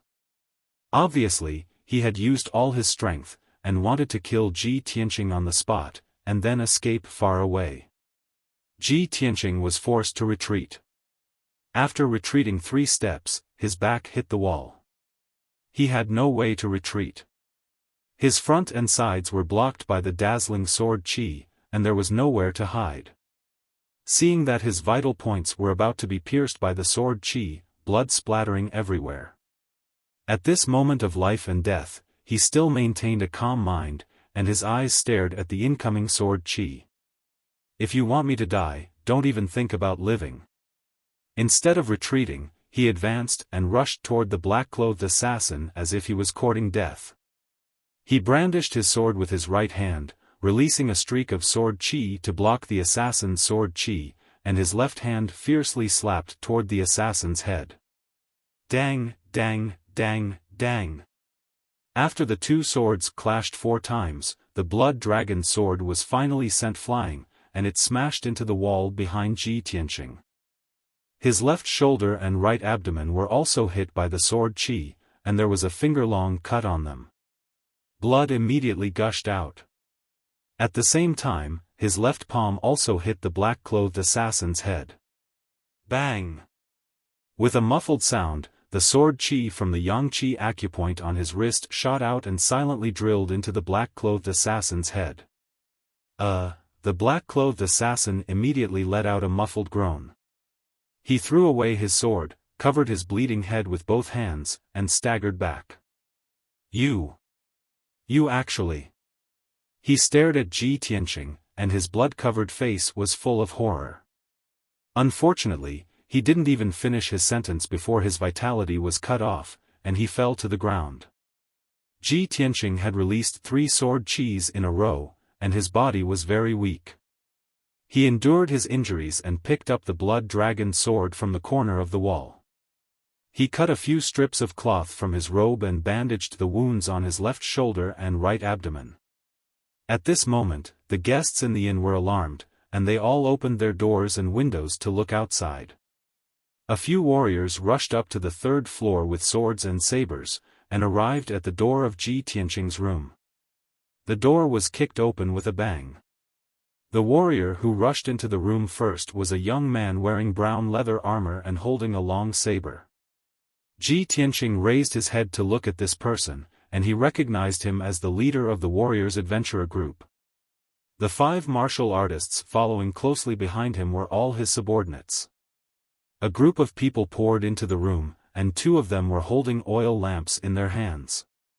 When everyone saw the injured Ji Tianqing and the body of the black-clothed assassin lying on the ground, they immediately understood what was going on. Fortunately, they had all heard the noise and came to check the situation. They had no malice toward Ji Tianqing. "Brother, are you okay? Do you need help?" The leader of the warriors' adventurer group walked up to Ji Tianqing, grinned, and asked in a friendly manner. Ji Tianqing shook his head and continued to bandage his wounds.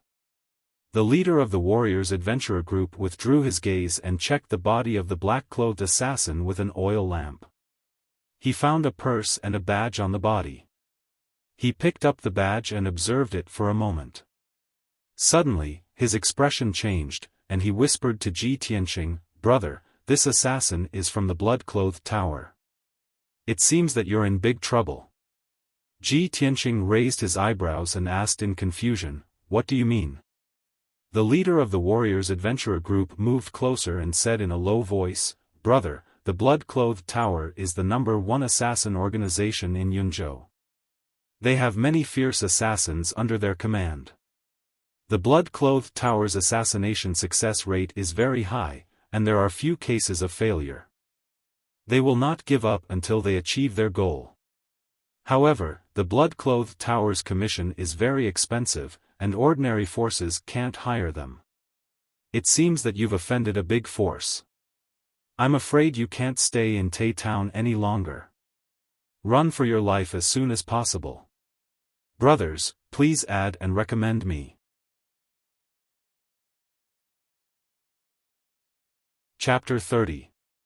Ji Tianqing nodded to show that he understood and thanked the head of the warriors for his kind reminder. The head of the warriors did not say much. He waved his hand and left the room with his subordinates and went downstairs.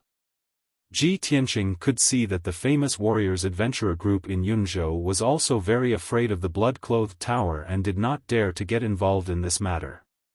In fact, even if the head of the warriors' adventurer group had not reminded him about the blood-clothed tower, he had decided to leave the inn. At present, his identity had been exposed. Those forces that wanted to kill him would definitely attack him one after another. In 2 days, the red star flower will bloom. I'll heal here tonight. Tomorrow morning, I'll leave Tai Town and enter the Tai Mountains as soon as possible. Ji Tianqing had a plan in mind. He took out the powder from his bag to stop the bleeding and bandaged the wound. After treating the wound, he closed the door and window and sat on the bed to cultivate and continue to condense the sword qi. As for the body of the blood-clothed tower assassin, he did not bother to deal with it and just let it lie on the ground. 3 hours later, the sky outside the window was bright. Ji Tianqing condensed a new sword qi and stored it in the Yangqi acupoint on his wrist. At present, he only had 10 sword qi in his body. His strength was 20% lower than before. But he did not care so much and did not have time to continue condensing the sword qi. Before the guests in the inn woke up, he took the bag and the blood dragon sword and quietly left the Laifu Inn. The Tai Mountains were located in the south of the town. The entrance was a deep canyon. After Ji Tianqing left the town, he quickly rushed to the entrance of the Tai Mountains. For him, the best choice at present was to escape into the Tai Mountains. Even if there were many fierce beasts and monsters in the mountains, it was safer than staying in Tai Town. Anyway, the Tai Mountains were vast and boundless, with dense vegetation and deep forests. If the blood-clothed tower assassins wanted to find him, it would be like looking for a needle in a haystack. 4 hours later, Ji Tianqing entered the canyon and rushed along the deep canyon to the depths of the mountains.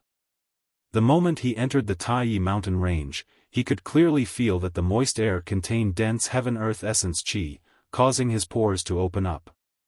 The jungles on both sides of the canyon were verdant and lush. As far as the eye could see, there were towering trees. The ground was also covered with dense thorns, flowers, and other vegetation. Ji Tianqing walked in the canyon, feeling the gentle breeze blowing against his face. Hearing the cries of birds and beasts coming from the forest on both sides, he felt relaxed. Even though the Taiyi mountain range is dangerous, it's a treasured place that's filled with the energy of the heavens and the earth. If I cultivate here all year round, I'll definitely be able to obtain twice the results with half the effort and swiftly improve my strength. We've only just entered the mountain range, and it's already so refreshing. Wouldn't it be even more delightful if we were to find the spirit veins in the mountain range? Thinking of this, he took out an iron box from his bosom and took out the psychic star chart. The pointer on the psychic star chart swayed gently, and after swaying back and forth a few times, it steadily pointed straight ahead. Ji Tianqing understood that the psychic star chart pointed in the direction of the spirit veins where the heaven-earth essence qi gathered. Most of the rare natural treasures grew near the spirit veins where the heaven-earth essence qi gathered. So he sped up and rushed in the direction pointed by the psychic star chart. In the afternoon, Ji Tianqing finally walked out of the canyon and climbed a mountain that was thousands of feet high. It was the hottest time of the day, and the scorching sun high in the sky was particularly dazzling. However, Ji Tianqing did not feel hot as he walked through the jungles on the top of the mountain. Instead, it was very cool and comfortable. Even if he did not look at the psychic star chart, he could clearly feel that the heaven-earth essence qi on this mountain was abundant, which was very suitable for cultivation.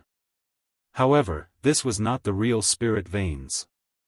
Ji Tianqing took out some dry food from the package and ate 2 mouthfuls casually. After resting for a while, he continued to climb the mountains and rushed to the depths of the mountain range. As time went by, 4 hours passed quickly. In the evening, Ji Tianqing had climbed over 3 mountains in a row and climbed up an even more majestic giant mountain. This giant mountain was about 2,000 feet high, and the top of the mountain was shrouded in white clouds and thick fog, which did not dissipate even when the mountain wind blew.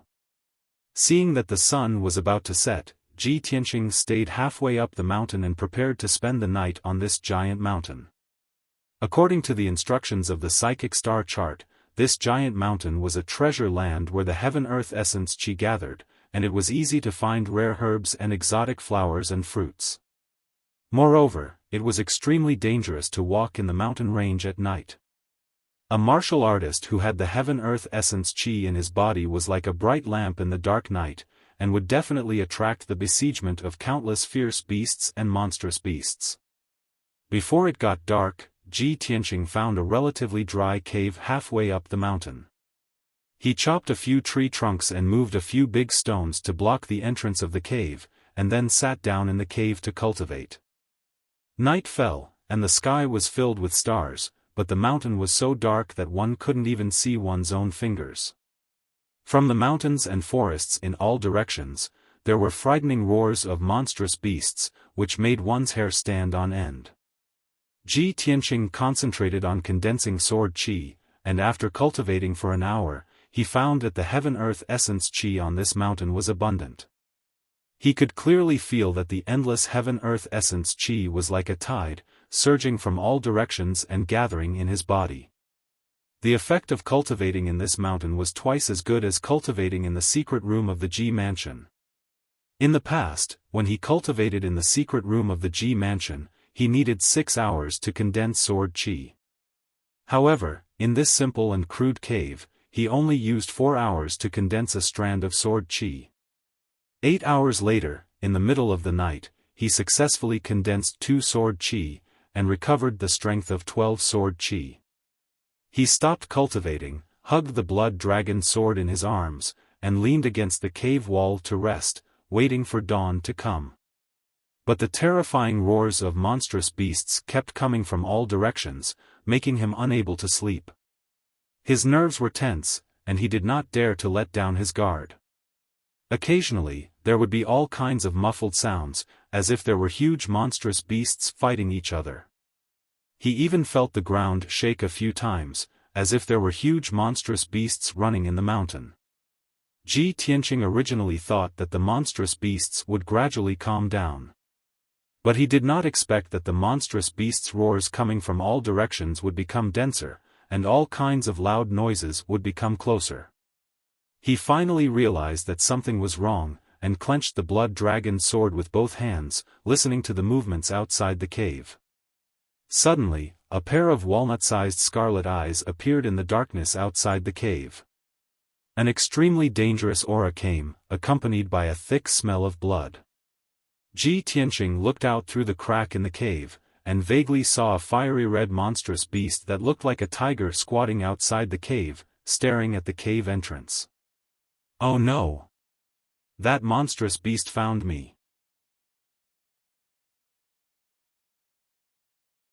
Chapter 31. At that moment, Ji Tianqing's nerves were stretched taut as cold sweat broke out on his back. He did not expect that a few large rocks and tree trunks would be able to block the entrance of the cave and the fiery red demonic beast outside. But he was trapped in the cave and had nowhere to run. He did not even have a chance to fight back.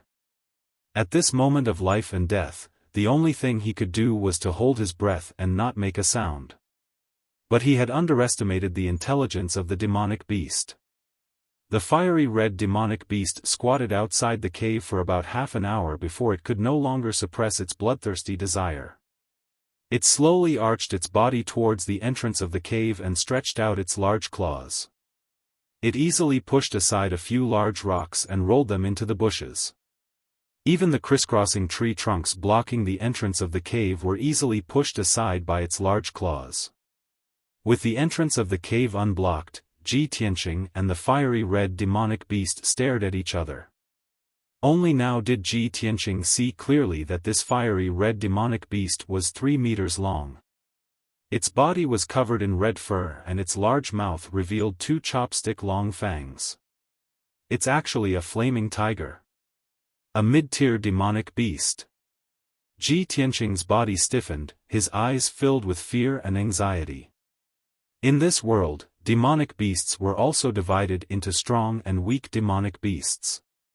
Ordinary low-tier demonic beasts had the combat strength of a refinement realm martial artist and were common in large numbers. A mid-tier demonic beast's combat strength was basically the same as a true energy realm martial artist and could use the yuan qi of heaven and earth to attack. A high-tier demonic beast's combat strength was equivalent to a mystic comprehending realm martial artist. As for the stronger demonic beasts, they had already formed their demonic core and were powerful martial artists. Their strength was equivalent to a origin core martial artist. Ji Tianqing could clearly feel that this flaming tiger's strength was at least at the 5th level of the true energy realm. Looking at the flaming tiger, his expression was grave as he muttered to himself, "I'm really unlucky to encounter a mid-tier demonic beast on my first day in the mountain. This is a flaming tiger comparable to the 5th level of the true energy realm. If I'm not careful, I'll lose my life." The flaming tiger's scarlet eyes stared at him, revealing a bloodthirsty look as saliva dripped from its mouth. It approached the cave entrance step by step and stretched out its claws to grab Ji Tianqing out of the cave. The cave was too small and Ji Tianqing had nowhere to hide. At this critical moment, he gritted his teeth and made up his mind. With a low shout, he brandished his sword and rushed out. "Damned beast, get out of the way." The blood dragon sword was unsheathed and drew a cold light in the night sky, ruthlessly slashing at the flaming tiger's claws. The flaming tiger was very vigilant. It wasn't in a hurry to kill Ji Tianqing with all its strength. It immediately withdrew its claws. Using the flaming tiger's claws, the flaming tiger's flaming tiger, the flaming tiger, the flaming tiger. The flaming tiger let out 2 angry growls and chased after him like an arrow leaving the bow. The mountain was as dark as ink at night. It was impossible to tell north from south. Ji Tianqing was in a hurry to escape. He didn't care if the direction was right or wrong. He rushed into the forest ahead. Just as he entered the forest, the flaming tiger followed closely and crashed into a thigh-thick tree with a bang. The flaming tiger's speed slowed down a bit, and the big tree was also broken on the spot. Crash! It fell down in the forest. Ji Tianqing was so shocked that his eyelids twitched. He roared in his heart, "What a terrifying strength! If I was hit by the flaming tiger, wouldn't I be smashed to pieces?" Thinking of this, he ran even faster, shuttling through the forest as fast as the wind. No matter how the thorns and branches hit his body and cut him, he didn't care at all. However, the flaming tiger was the overlord of the mountain. It was extremely fast in the forest and quickly closed the distance between them. When the flaming tiger was 6 feet behind him, it suddenly jumped up and pounced on him. At the critical moment, Ji Tianqing jumped more than 10 feet into the air and landed on the top of a tree. He narrowly avoided the disaster. Bang! The flaming tiger missed its target, and its front paws smashed into the ground, creating a crater that was more than a foot deep. Dust and bits of grass flew all over the place. Ji Tianqing continued to run. He was out of breath. His face was pale as he gasped for breath. His clothes were soaked. After 20 breaths, he ran for 2 miles but still couldn't shake off the flaming tiger. Not only that, something even more terrifying happened. The other demon beasts in the forest were alarmed and chased after him. A wind wolf and 2 fire bears also joined the team and chased after the flaming tiger. A flaming tiger almost took my life. Now there are 3 mid-level demon beasts. God, can't you give me a way out? Ji Tianqing roared with grief and indignation. His heart was shrouded in a layer of despair. But at this moment, he suddenly found that the flaming tiger slowed down. Not only that, but the wind wolf and the 2 fire bears also slowed down. Ji Tianqing frowned in confusion. He thought to himself, what's going on? A mid-level demon beast like the flaming tiger can't be exhausted so quickly, right? He looked at the 4 demon beasts a few more times and found that not only did they slow down, but they were also staring at the forest in front of him. They seemed to be hesitating and afraid. That's right, it was fear. Ji Tianqing could see that the eyes of the 4 demon beasts were filled with fear. It seemed that they didn't dare to approach the dark forest in front of them. He looked at the forest in front of him in confusion. He looked at it a few times but couldn't find any clues. Under the curtain of night, the forest was pitch black and silent. The intelligence of mid-level demon beasts like the flaming tiger and the wind wolf is only equivalent to a 3-year-old human child. Something that can make them feel fear must be something that they remember deeply. But that forest looks very ordinary. Why would it make the 4 demon beasts feel fear? Ji Tianqing was puzzled. As he fled towards the forest, he glanced around. At this time, he suddenly realized that he didn't recognize the direction in his panic. He actually ran from the middle of the mountain to the peak. He continued to run towards the dark forest and looked back at the 4 demon beasts behind him. Although the flaming tiger and the wind wolf were drooling over him, their chasing speed was getting slower and slower. When he ran to the edge of the dark forest, the 4 demon beasts actually stopped chasing him. They stopped about 30 meters away from him. A whoa! Roar! The 4 demon beasts stared at him and let out a low roar filled with unwillingness. But in the end, they didn't dare to take another step. It seems that they really are afraid of this forest. Phew! I'm finally saved. Ji Tianqing's heart was finally relieved. He let out a long breath. However, he didn't stay in the same place. He turned around and ran into the forest to avoid attracting more demon beasts. If by any chance some demon beasts weren't afraid of this forest and rushed over to attack him, then he would be dead for sure.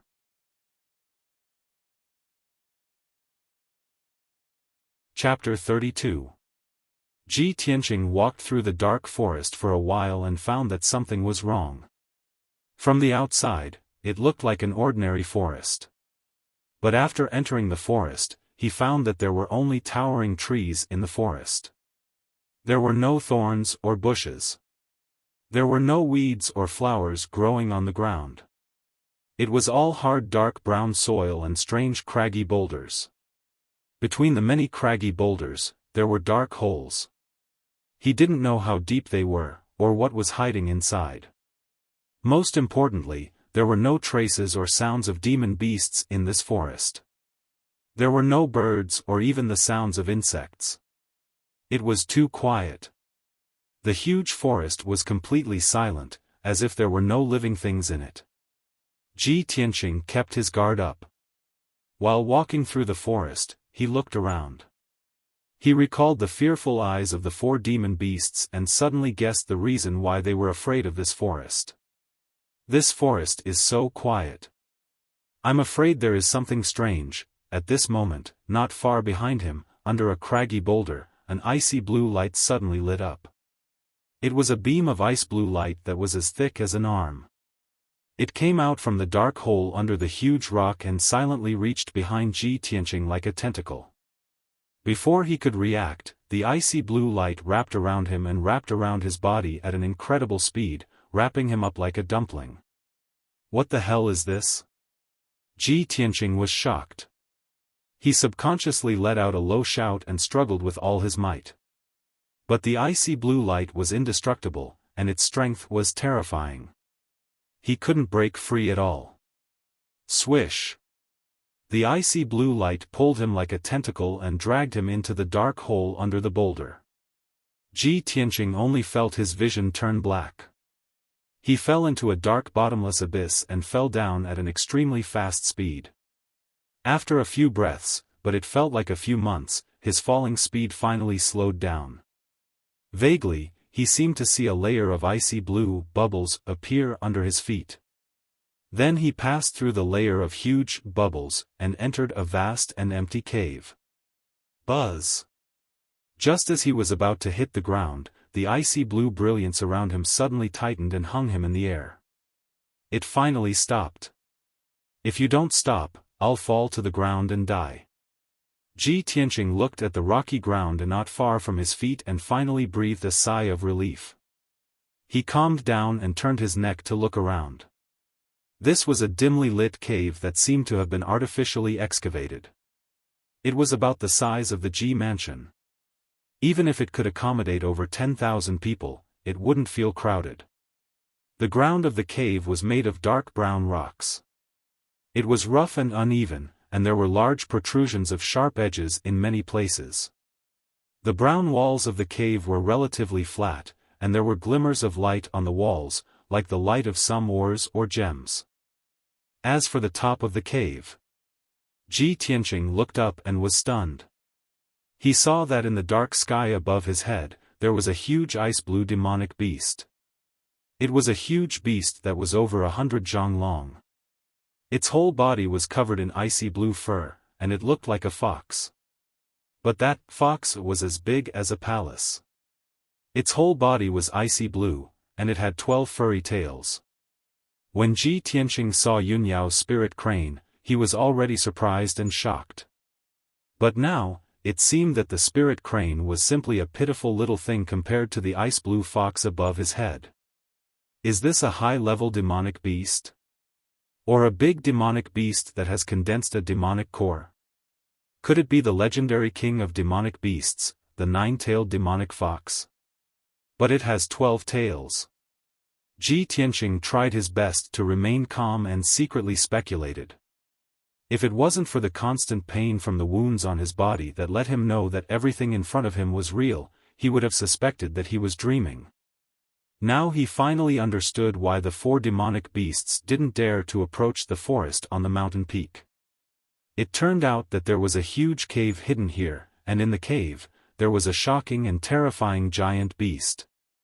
As Ji Tianqing stared at the giant ice-blue fox, the giant ice-blue fox was also looking at him from above. Ji Tianqing could clearly see that in the giant ice-blue fox's huge silver eyes, there was a mocking sneer that only humans could have. Hee, my food, have you seen enough? Suddenly, the giant ice-blue fox opened its mouth to speak. Its tone was as mocking as its eyes. Ji Tianqing was dumbfounded. He cried out subconsciously, You can speak human language? The giant ice-blue fox smiled and squinted its eyes. Its eyes were long and narrow like willow leaves, and there was a sense of cunning. With my intelligence and strength, what's so strange about me being able to speak human language? Ji Tianqing suppressed the shock in his heart and quickly asked, legend says that the king of demonic beasts, the nine-tailed demonic fox, can speak human language, and can even transform into a human form to charm humans. Are you the legendary nine-tailed demonic fox? Nine-tailed demonic fox. The giant ice-blue fox curled its lips and said in a disdainful tone, "Pft! How can such a low-level demonic beast be compared to me?" Ji Tianqing was silent, and his heart was heavy. He thought to himself, the legendary demonic fox's strength is comparable to a master of the sky origin stage. Is this ice fox beyond the demonic fox's level? I don't know if I'm too lucky or too unlucky. I can't believe I've met such a legendary top master. At this moment, the giant ice-blue fox slowly twisted its body, opened a pair of ice-blue wings hidden under its belly, and flew down from the sky. My prey, I haven't tasted human flesh for many years. Now, you have to open your heart and happily welcome my taste. This is your honor, you should be proud. Ji Tianqing's face suddenly changed, and he cursed in his heart, is this demon crazy? You're going to eat me, and I'm still happy? But, isn't this demonic beast a fox? Why does it have wings like a bird? I've never heard of such a weird-looking demonic beast. The giant ice-blue fox opened its bloody mouth, and was getting closer and closer to Ji Tianqing. It looked like it was going to swallow him in one gulp. In a hurry, Ji Tianqing could only find a lame excuse. Hey! You can't eat me. As expected, the giant ice-blue fox stopped, and asked with a smile, why? Ji Tianqing pretended to be calm and said, I haven't taken a shower yet. I'm dirty and smelly, and I haven't changed my clothes and socks for many days. After saying that, he stole a glance at the giant ice-blue fox's reaction, and asked worriedly, your taste can't be that bad, right?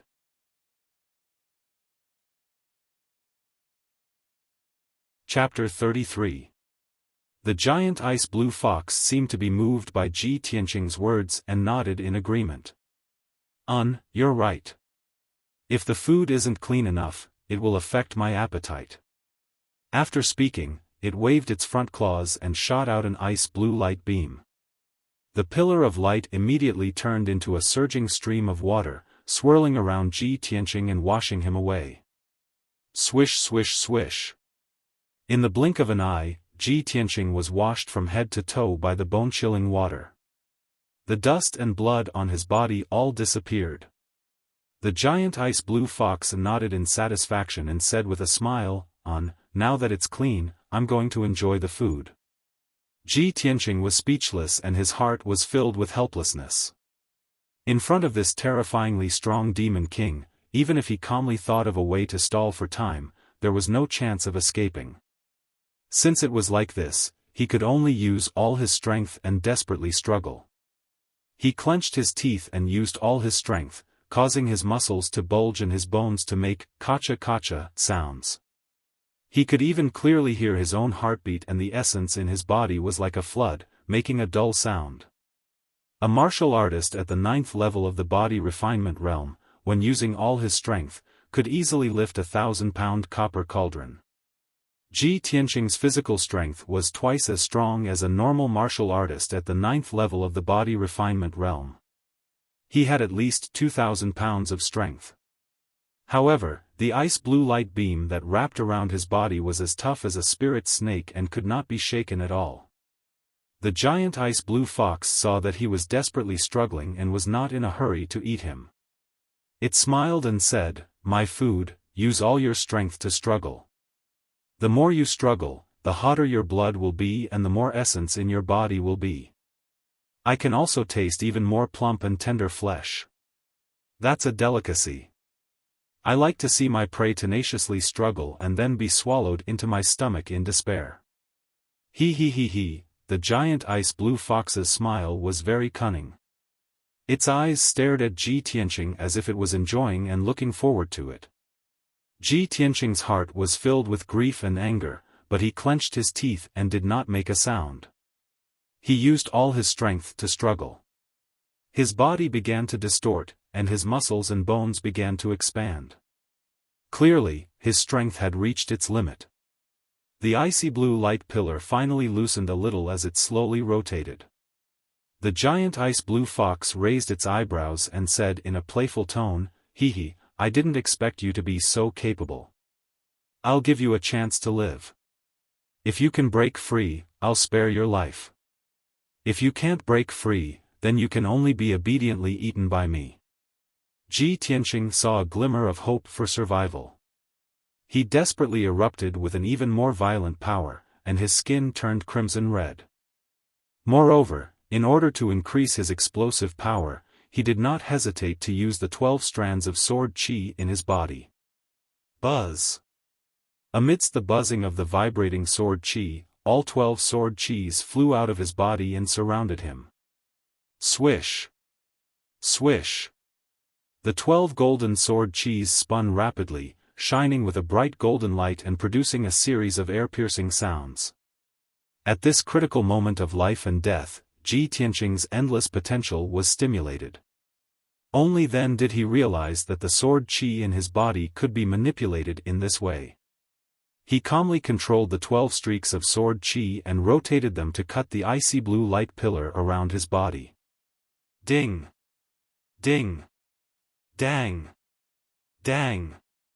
However, when the 12 streaks of sword qi hit the icy blue light pillar, there was a series of crisp sounds, but there was no effect. The icy blue light pillar was indestructible. No matter how sharp the sword qi was, it could not be shaken. After all, Ji Tianqing's ability was far inferior to the giant ice blue fox's. The difference in power level was like heaven and earth. In a short period of time, Ji Tianqing's mind could not take it anymore. It was difficult for him to control the 12 streaks of sword qi. Swish! Swish! The 12 streaks of sword qi went back into his body and hid in the 12 acupuncture points. Ji Tianqing's strength and mind were both exhausted. He only felt that his vision was turning black, and his consciousness was becoming blurry. Am I going to die here today and be eaten by this damned fox? I can't accept this. I haven't found the red star flower, and I still have to take my revenge. Ji Tianqing was filled with unwillingness. Finally, he closed his eyes and fainted. The giant ice blue fox revealed a disappointed expression and muttered to itself, "Sigh. Is this all you've got? Seems like I've overestimated you." Then, it opened its sharp mouth and revealed 2 rows of sharp fangs. It bit down on Ji Tianqing. Ji Tianqing, who was unconscious, did not feel anything. He was about to be swallowed by the giant ice blue fox. However, at this critical moment, a dark ball of light appeared in his energy center in his abdomen, emitting a cold death aura. Swish! The dark ball of light expanded 10,000 times in an instant, becoming a black hole the size of a palace and enveloping the giant ice blue fox. The black hole emitted a cold death aura and an extremely powerful and mysterious aura. The giant ice blue fox was so frightened that its expression changed drastically. Its silver eyes were filled with fear. What is this? It could not help but scream.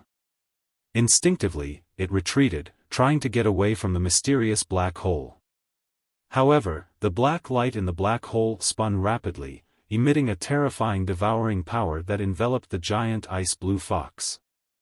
The giant ice blue fox could not move. Its eyes were filled with fear as it floated in the air. It could only endure the devouring power in despair. Countless rays of ice blue light flew out of its body and flew toward the black hole like a dense rain of arrows. They were all swallowed by the black vortex. The giant ice blue fox immediately felt that the majestic power in its body was quickly draining away, and its body was gradually shrinking. That black hole. It wants to devour my power? Ah! No! Damn bastard! How can this be? The giant ice blue fox was angry and frightened.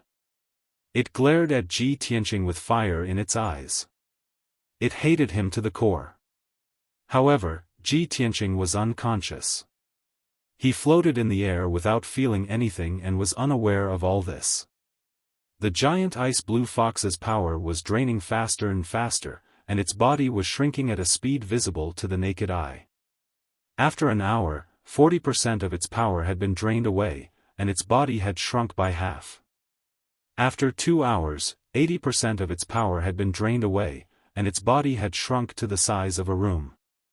The black hole was still enveloping it, and it continued to absorb its power, causing its body to shrink even further. Not only that, the giant ice blue fox was horrified to find that the mysterious black hole was not only devouring its power, but it was also devouring the chi of heaven and earth in the cave. The terrifying devouring power caused a strong wind to blow in the huge cave, and it swept through the cave walls and the ground. There were many gems on the cave walls that contained the chi of heaven and earth. The chi of heaven and earth in the gems had been completely devoured by the black hole, and the sparkling gems had become useless stones. Something even more terrifying happened. The cave began to shake violently. Cracks began to appear on the walls of the cave, and countless rocks began to roll down. The ice blue bubble that enveloped the entire cave began to shake violently, and cracks appeared on it. Kacha, kacha, the sound of something breaking could be heard. Rumble, rumble, rumble, rumble. The loud sound reverberated in the cave. The entire mountain started to shake. The earth quaked and the mountains swayed.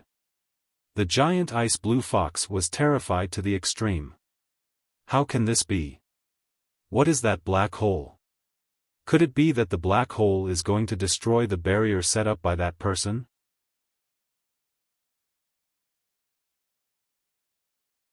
Chapter 34. After an unknown period of time, Ji Tianqing slowly woke up. He only felt that the light was a little dazzling, so he subconsciously reached out to rub his eyes. The next moment, he suddenly woke up and sat up from the ground with a swish. He looked up and saw a scorching sun in the sky, sprinkling down scorching sunlight. It's already noon. Wasn't I trapped in the cave? He turned his head to look around in surprise. When he saw the surroundings clearly, he couldn't help but be stunned. He was still in the huge and spacious cave, but the cave had already collapsed and shattered. There were huge cracks and ravines everywhere on the ground, and there were many huge pieces of gravel scattered around. The surrounding cave walls had collapsed, revealing huge cracks. Faint light shone in from the cracks. Not far from him, there was a huge crack that was dozens of feet wide, like a canyon. Ji Tianqing's gaze passed through the canyon and could clearly see a green mountain on the opposite side. What happened? Why did this cave collapse? He got up from the ground and stretched his sore neck and body while observing the situation around him. This cave seems to be inside the mountain. It's at least 3,000 feet from the mountain peak. It's difficult for me to climb out in my current situation, but the cave has collapsed. The entire mountain seems to have split open. I can crawl out of the crack. Ji Tianqing quickly calmed down and decided to escape from the widest crack. He looked around and found the bag and blood dragon sword that had fallen in the pile of rocks. He picked up the blood dragon sword and was about to pick up the bag when the bag flipped a few times. A fluffy little head poked out from inside. Clang! Ji Tianqing was shocked. He subconsciously pulled out the blood dragon sword and slashed with it. The furry little head immediately shrank back into the bag and shouted anxiously, "Don't! Don't kill me!" Ji Tianqing immediately exclaimed and stared at the little head in the bag with a strange expression. The fluffy little head was ice blue, but its eyes were silver and revealed a cunning look. Ji Tianqing immediately recognized it. "You! Aren't you that damn fox? How did you become like this?" As he spoke, he grabbed the ice fox's little head and pulled it out of the bag. It was still covered in icy blue fur, and it still had 12 furry tails. However, its body size was extremely small. It was only the size of a cat, and its strength was also extremely weak. Ji Tianqing picked up the little ice fox and examined it carefully. His expression became increasingly strange. No matter how calm and intelligent he was, he couldn't figure out what was going on. He was supposed to die and become food for the giant ice blue fox. However, after sleeping for half a day, he woke up to find that the cave had collapsed and the mountain had collapsed. Even the incomparably powerful, cunning and evil giant ice blue fox had become a kitten that could be easily slaughtered. Ji Tianqing did not have the slightest bit of pity for the ice fox that had almost eaten him. He grabbed its neck and asked, "Speak, what happened when I was unconscious?" Little ice fox rolled her eyes and thought to herself, it seems that this guy still doesn't know about the mysterious black hole. He. I can be saved. It struggled symbolically and said angrily, "I can tell you what happened, but you have to promise not to kill me." Ji Tianqing frowned and sneered, You still dare to negotiate with me? Do you believe that I won't kill you now?" After saying that, he pressed the tip of the blood dragon sword against Little Ice Fox's head. Little Ice Fox was not afraid at all. She raised her little head proudly and said disdainfully, "If you kill me, you will never know the truth. That matter is very mysterious and very scary. It must be your biggest secret. Don't you want to know why?" Ji Tianqing was a little hesitant and silently put down the blood dragon sword. The cave collapsed, the huge mountain shattered, the Demon King realm giant ice blue fox turned into a kitten and lost all her power. Were all these strange things related to him? Of course, he wanted to know the truth. Little Ice Fox saw him put away the blood dragon sword and pondered with a face full of doubts. She smiled proudly and said, "If that's the case, I'll take it that you agree. You can't go back on your words." Ji Tianqing glanced at her and shouted, "Cut the crap and tell me." Little Ice Fox curled her lips unhappily and said slowly, "After you fainted, a black hole suddenly appeared in your body and swallowed all my power. So, I became like this, you despicable bastard." Black hole? Ji Tianqing was slightly stunned and a strange look flashed in his eyes. He instantly understood that the black hole that Little Ice Fox was talking about was the black hole in his dantian. It must be Kenshin's tomb in the black hole that saved him at the critical moment and swallowed Little Ice Fox's power. I didn't expect Kenshin's tomb to have such a magical effect. When I go back, I must study it carefully. Ji Tianqing made up his mind and asked Little Ice Fox, "What's going on with this cave?" Little Ice Fox blinked and said without hesitation, "I don't know. At that time, I lost all my power and fainted." Ji Tianqing stared at her coldly.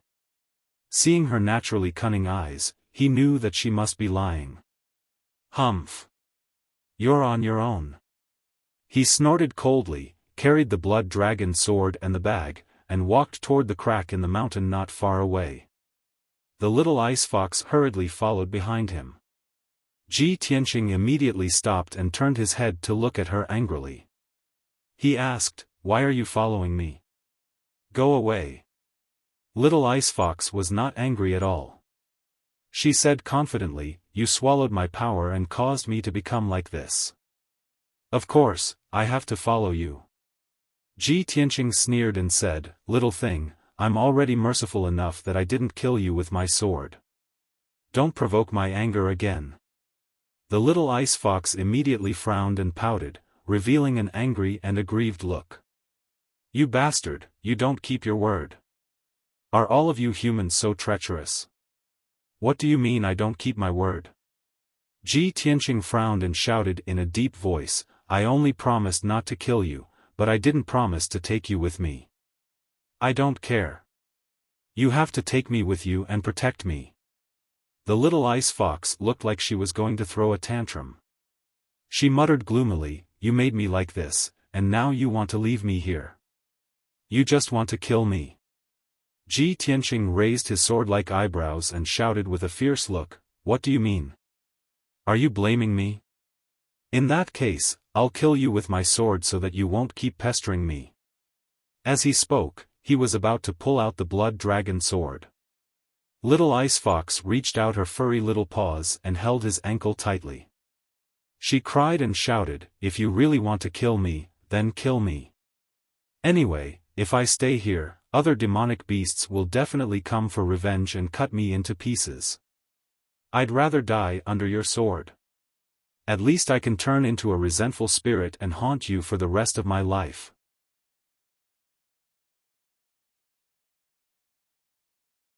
Chapter 35. Ji Tianqing had a headache and felt helpless about the little ice fox's pestering.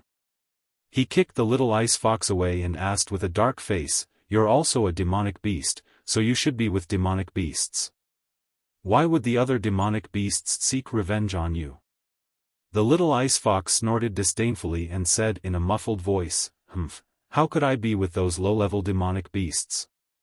I'm the overlord of the Taiyi mountain range.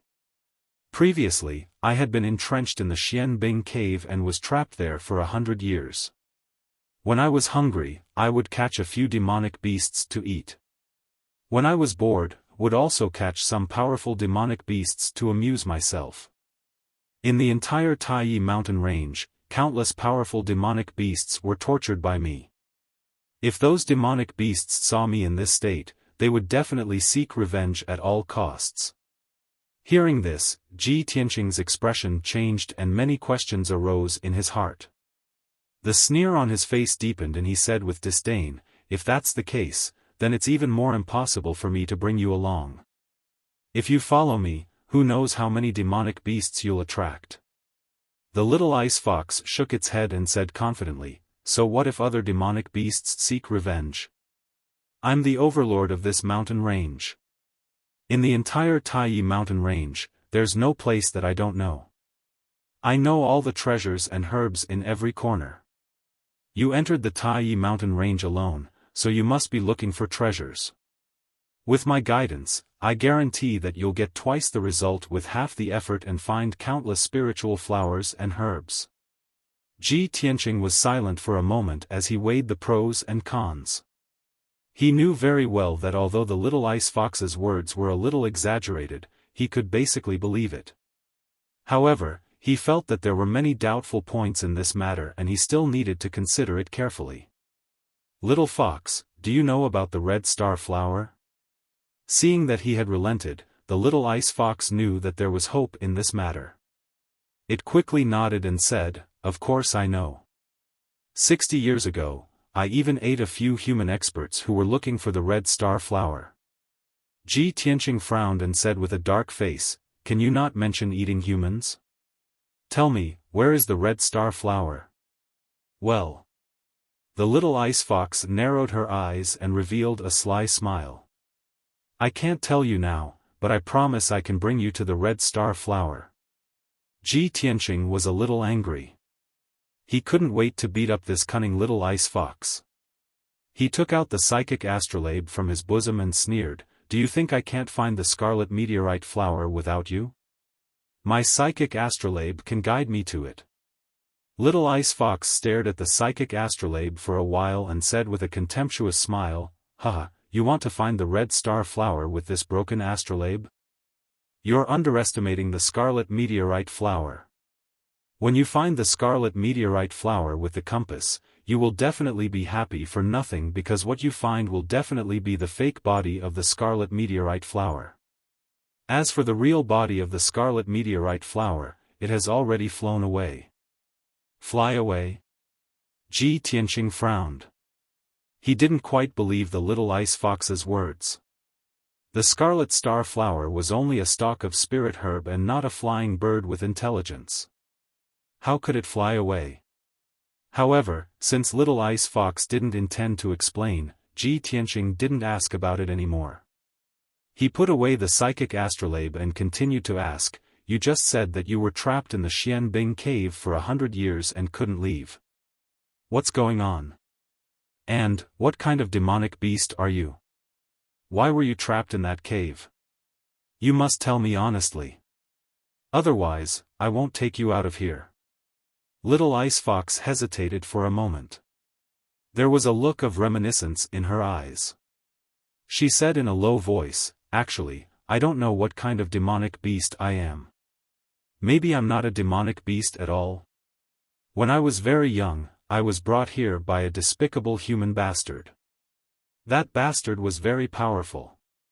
He was the one who dug out the Xianbing cave. He set up a spirit array in the cave and left me in the Xianbing cave to cultivate. He also said that he would take me out of here after 100 years. In the past 100 years, no matter how much I cultivated and how powerful I became, I couldn't leave the Xianbing cave. The spirit array set up by that bastard was too powerful. The harder I struggled, the more severe the backlash I suffered. Now that the 100-year deadline is approaching, I estimate that he will come to me in 2 years at most. But, I hate that bastard to the core. He made me so miserable. I will never follow him and be used by him." Ji Tianqing looked at Little Ice Fox and saw that her silver eyes were surging with cold hatred. He thought to himself, the legendary demonic beast kings are all old monsters who have cultivated for hundreds or thousands of years. This Little Ice Fox has only cultivated for 100 years, but she already has the strength of a demonic beast king. It seems that she is not an ordinary demonic beast. Although she is following me now, she will definitely find ways to kill me after she recovers her strength. After I find the red star flower, I will get rid of her so that I don't have to bring this disaster by my side. Sooner or later, my life will be in danger. After making up his mind, Ji Tianqing left the cave with Little Ice Fox and entered the huge crack in the mountain. Although Little Ice Fox had lost her power and became small and weak. But the Xianbing cave and the spirit array had been destroyed. She had finally regained her freedom and was in an extremely happy mood. Ji Tianqing held the blood dragon sword and carried the cloth bag on his back. She entered the bag and only revealed her small head to look around. Occasionally, she would chat with Ji Tianqing. An hour later, Ji Tianqing passed through the huge crack and crawled out of the pile of rocks. He finally returned to the mountainside. He turned to look at the peak of the mountain and saw that the entire mountain had split open. The peak of the mountain had completely disappeared as if it had been cut off into thin air. Originally, the entire mountain was covered by a dark green forest. But now, more than 10 huge yellow gullies were exposed. He could clearly see the rock layer in the mountainside. Such an earth-shattering movement is simply like a natural disaster. It's definitely not something that can be done by humans. Ji Tianqing was a little touched and shocked. He increasingly felt that the Kenshin's tomb in his body was mysterious and powerful. At this moment, a huge spiritual crane that was as white as snow was gently flapping its huge wings. It flew leisurely from high up in the sky and flew into the depths of the mountain range. Ji Tianqing immediately raised his eyebrows. A hint of surprise flashed through his eyes. He muttered softly, "She's here too. Is she also here for the red star flower?" Although he recognized the spiritual crane, he did not see the figure of the beautiful woman in white. However, he knew that Yunyao must have come to the Taiyi Mountains. Little Ice Fox also poked her head out and looked up at the spiritual crane in the sky. She smiled and said, "Oh, the chick on the back of that spiritual crane is pretty good. Breasts, long legs, fair skin, and beautiful. If I can marry her, I don't know how many people will be jealous. TSK TSK." Her tone was a little flirtatious, but it was more of a teasing tone. After saying that, she even glanced at Ji Tianqing with a coquettish look. Ji Tianqing immediately frowned and knocked her little head with the scabbard.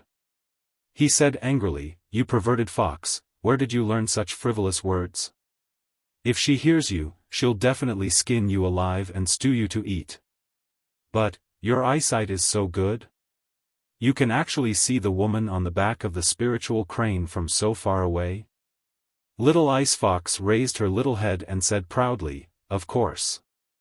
Not to mention that it's daytime now, even if it's dark at night, I can see everything within a 10-mile radius clearly. But these are not worth mentioning. If I can recover my strength, you can't imagine how terrifying my strength and means are.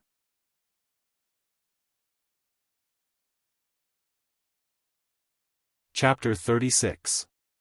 After leaving the collapsed mountain, Ji Tianqing brought the ice fox to the depths of the mountain range. While he was on his way, he was still silently calculating in his heart. Today should be the day when the red star flower blooms. The martial artists in Tai Town must have entered the mountain. I have to find the red star flower as soon as possible. Otherwise, it will be troublesome if the other martial artists get it. However, the Tai mountain range was very vast. It stretched for thousands of miles and there were many high mountains in the mountain range.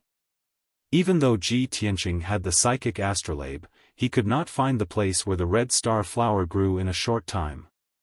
In his anxiety, he asked the ice fox, "Little fox, which mountain is the red star flower on?" The ice fox was sleeping in the bag. When it heard Ji Tianqing's question, it answered without raising its head, "As for which mountain it is on, we will only know when we reach that area. We are still far from that area. Anyway, you just have to keep going forward." Ji Tianqing was not satisfied with such a perfunctory answer. He picked up the ice fox and stared at it with a serious expression. He said in a low voice, "Little ice fox, the red star flower is very important to me. I have to get it. If you dare to play any tricks, I will not let you off." However, the little ice fox did not take his threat to heart at all. She was still in a lazy posture. It stretched lazily and looked at Ji Tianqing with a smile. "Hey, can't you have some confidence in me? I am the overlord of the Tai mountain range. I have been here for hundreds of years. It is just a red star flower. I will bring you to it before the sky turns dark." Ji Tianqing saw that the ice fox did not seem to be lying. He believed it for the time being and continued to travel through the forest. The ice fox did not sleep anymore. It lay lazily in the bag, raised its head and closed its eyes to rest. It even chatted with Ji Tianqing. "Hey, what is your name?" Ji Tianqing answered expressionlessly, "Ji Tianqing." The ice fox smiled and said, "Then what should I call you? Little Ji? Ji? Or Little Tianqing? Which one sounded better? You can choose one." Ji Tianqing's face darkened. He said impatiently, "Can you remove the word little?" "Alright, old Ji, you're so weak. Why did you come to the Tai mountain range to look for the scarlet star flower?" Ji Tianqing's face turned even darker. "Hey! Why aren't you saying anything?" Ji Tianqing couldn't take it anymore. He frowned and shouted, "You are an old monster who has lived for more than 100 years. How dare you call me old Ji? Don't you feel embarrassed?" "Aya, don't talk about me like that." The little ice fox smiled and pretended to be coquettish. She said in a sweet voice, "I'm still a child. In fact, I'm just like a 10-year-old child of your human race." The voice and aura of the fox clan had an innate charm. The little ice fox's sweet voice made people's hearts tremble. They couldn't help but want to protect it. However, Ji Tianqing did not feel this way. Instead, he felt goosebumps all over his body. "Were you a mute in your previous life? Or did you go crazy from being locked in the Xianbing cave?" The little ice fox was not angry at all. Instead, she smiled proudly. "Are you angry? Hee hee. Don't be so old-fashioned. It's so boring. Old Ji, tell me about the stories of your human race. For example, once upon a time, there was a scholar who saved an injured fox, and then the two of them consummated their marriage." Ji Tianqing was completely speechless. He ignored the little ice fox and hurried on with his journey. He muttered to himself, "No wonder the demon foxes in the legends are so cunning. This little ice fox has only lived for 100 years, but she has such a sharp tongue. If she is allowed to grow for 300 to 500 years, won't she be able to bring disaster to the country and its people?" Unknowingly, 6 hours had passed. Ji Tianqing hurried on with his journey. He crossed 7 mountains and finally entered the depths of the Taiyi mountain range. Although he was strong and had great endurance, he could travel through forests and mountains as if he was flying. However, he had been hurrying on with his journey for such a long time. He was drenched in sweat and had used up a lot of his energy. In the evening, he stopped at the foot of a tall mountain and sat beside a small stream to rest. He took out a water bottle and dry food from his bag. He ate a few pieces of beef jerky and drank a few mouthfuls of clear and sweet mountain spring water. His energy recovered by a lot. The little ice fox also took out 2 pieces of jerky from its bag. It imitated Ji Tianqing and ate it with its little paws. Ji Tianqing rested for a while and asked, "Little fox, are you sure the red star flower is on this mountain?" The little fox glanced at him unhappily and nodded. "Of course. Why don't you believe me? I can already smell the scent of the red star flower." "Smell the scent of the red star flower?" Ji Tianqing raised his eyebrows and asked in surprise, "Are we very close to it?" After saying that, he looked around a few times. "Tsk." The little ice fox curled its lips in disdain. "Stop looking. We're at least 10 miles away from the red star flower. You can smell the scent of the red star flower from 10 miles away?" Ji Tianqing obviously did not believe it and looked at it with a scrutinizing look. The little ice fox raised its little head proudly and said with a smile, "I've told you before. You can't imagine how sharp my 5 senses are. Besides, the red star flower needs to absorb the essence of the sun and the moon to grow. Of course, it won't grow at the foot of the mountain. It must grow at the peak of this mountain. However, you'll have to go over this mountain and reach the cliff behind to find it." Before it could finish its sentence, it was stunned and a strange look flashed in its eyes. However, it concealed it very well and said to Ji Tianqing with a smile, "Old Ji, it's getting late. Let's go up the mountain quickly." Ji Tianqing saw that its expression was strange. He carried his bag and blood dragon sword and rushed to the peak of the mountain. He asked softly, "Little fox, what's wrong? Is there any movement from the red star flower?" The little ice fox curled up in the bag and said in a muffled voice, "The red star flower can only move at noon and midnight after absorbing the essence of the sun and the moon. You have to find it before midnight. However, we might be in a bit of trouble now. You have to speed up." Ji Tianqing frowned and silently increased his speed to the peak of the mountain. However, after a short 15 minutes, when he was halfway up the mountain, he heard the sound of branches and leaves rustling behind him. He subconsciously turned his head to look and saw a dark red monkey-like demonic beast rushing out of the forest like a gust of wind towards him. The monstrous beast was huge and was more than 3 meters tall. Its limbs were as thick as buckets and it obviously contained a shocking amount of strength. "This is a red fire ape?" Ji Tianqing immediately frowned and his expression became serious. An adult red fire ape's strength is comparable to a martial artist at the 6th level of the true energy realm. Moreover, the red fire ape is very intelligent and strong. It's the most difficult to deal with among the mid-tier monstrous beasts. "Little fox, you call this a little trouble? We're in big trouble."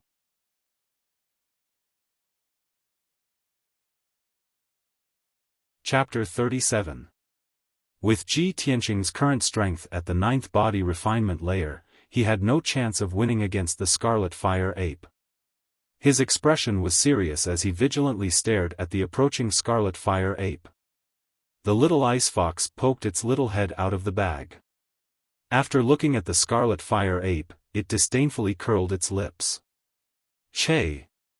Just that stupid monkey, how strong can it be? In the past, it ran to the Xianbing cave to save its child, but I sent it flying down the mountain with a single slap." Ji Tianqing instantly knit his brows and snappily shouted, "It came to find you for revenge?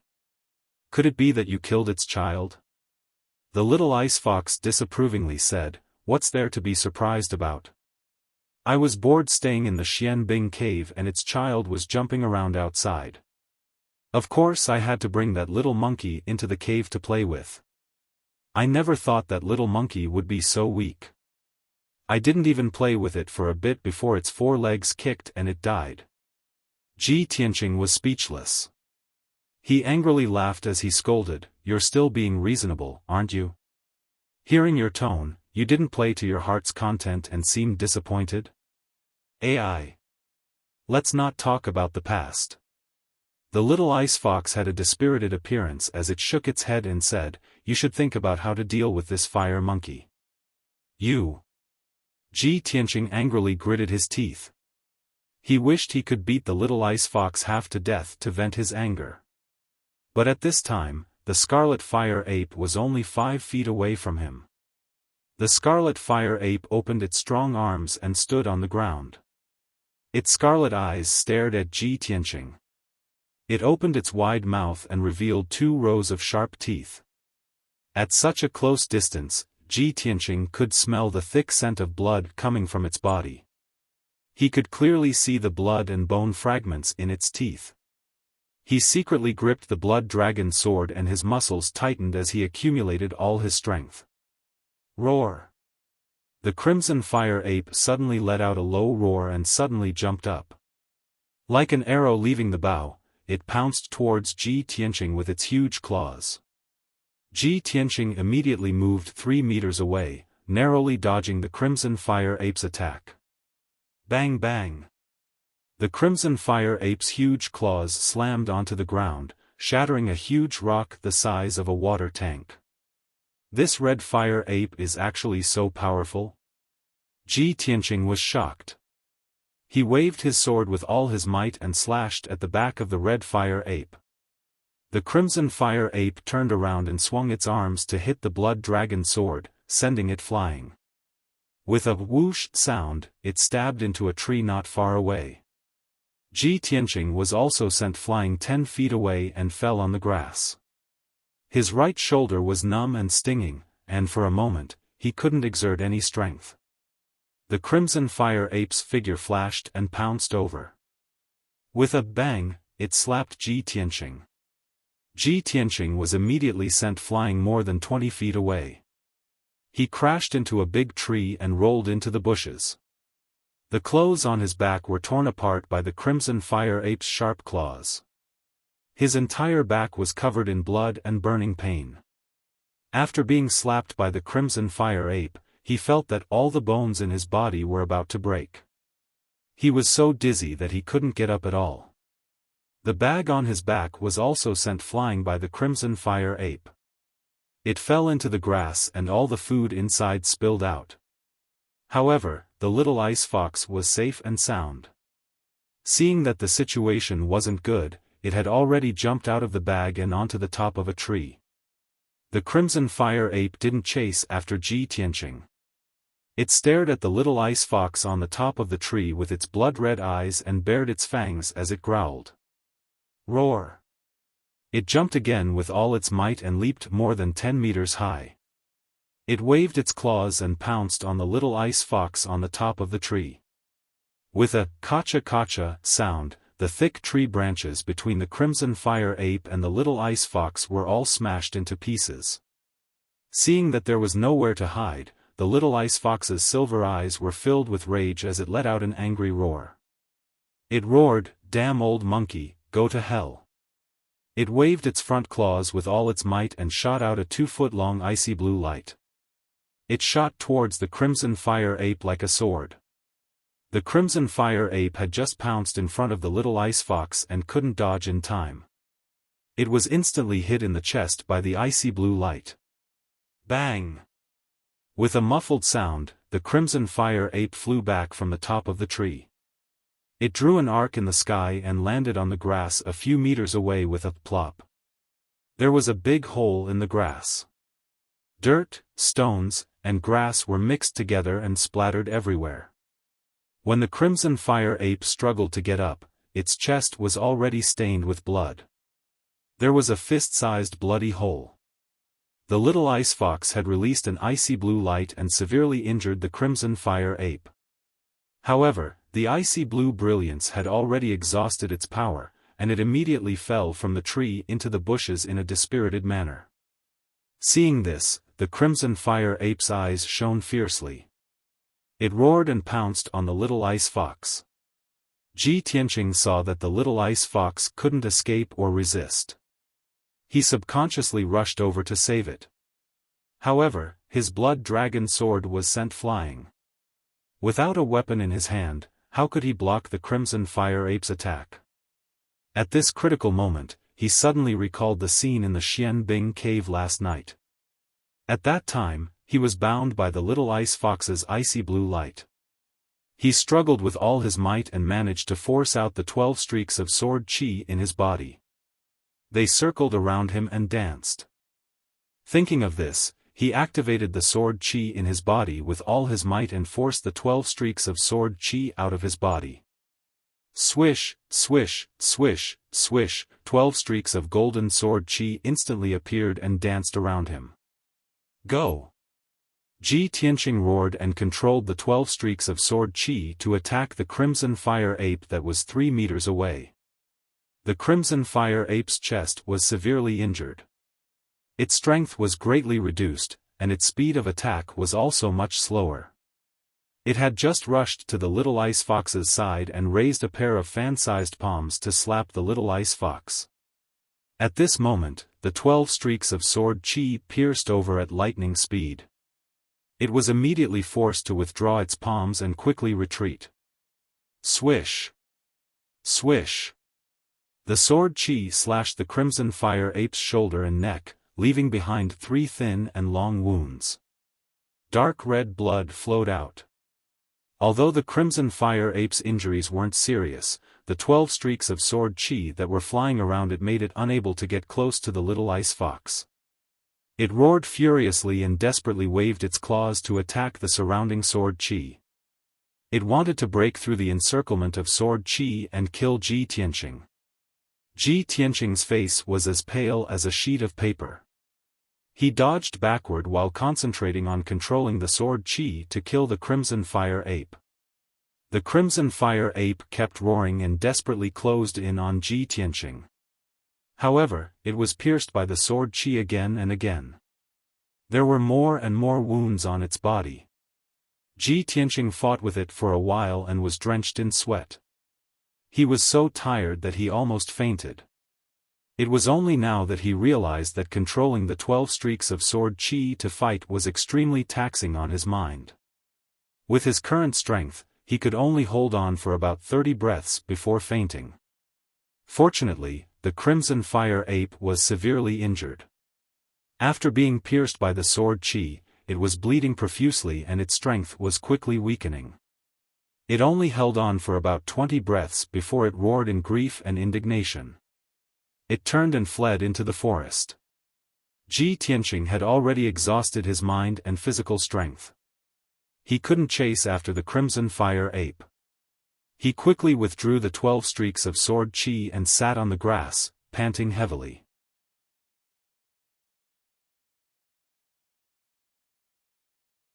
Chapter 38. The crimson fire ape had escaped, and the forest was quiet again.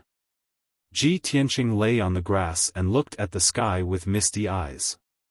The orange sunset was gradually falling to the horizon. The sky was getting dark, and the moon would rise in at most 2 hours.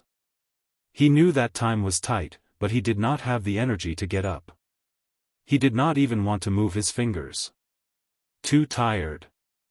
The tiredness that came from the depths of his soul made him realize the consequences of overexerting his mind. Although I can control the sword energy to kill enemies within 10 feet of me, this is an effect that can only be achieved by someone at the 7th stage of the true energy realm. But this consumes too much energy. If I use it a few more times, I might become mentally weak and become a fool. It seems that I have to be careful in the future and only use it at critical moments to save my life. He closed his eyes and thought silently, waiting for his physical and mental strength to slowly recover. At this moment, the little ice fox poked its head out from the grass. It looked around cautiously. Seeing that there was no danger around, it picked up the bag not far away and dragged it to Ji Tianqing. "Old Ji, didn't you bring many pills in your bag? Quickly use the pills to recover your energy.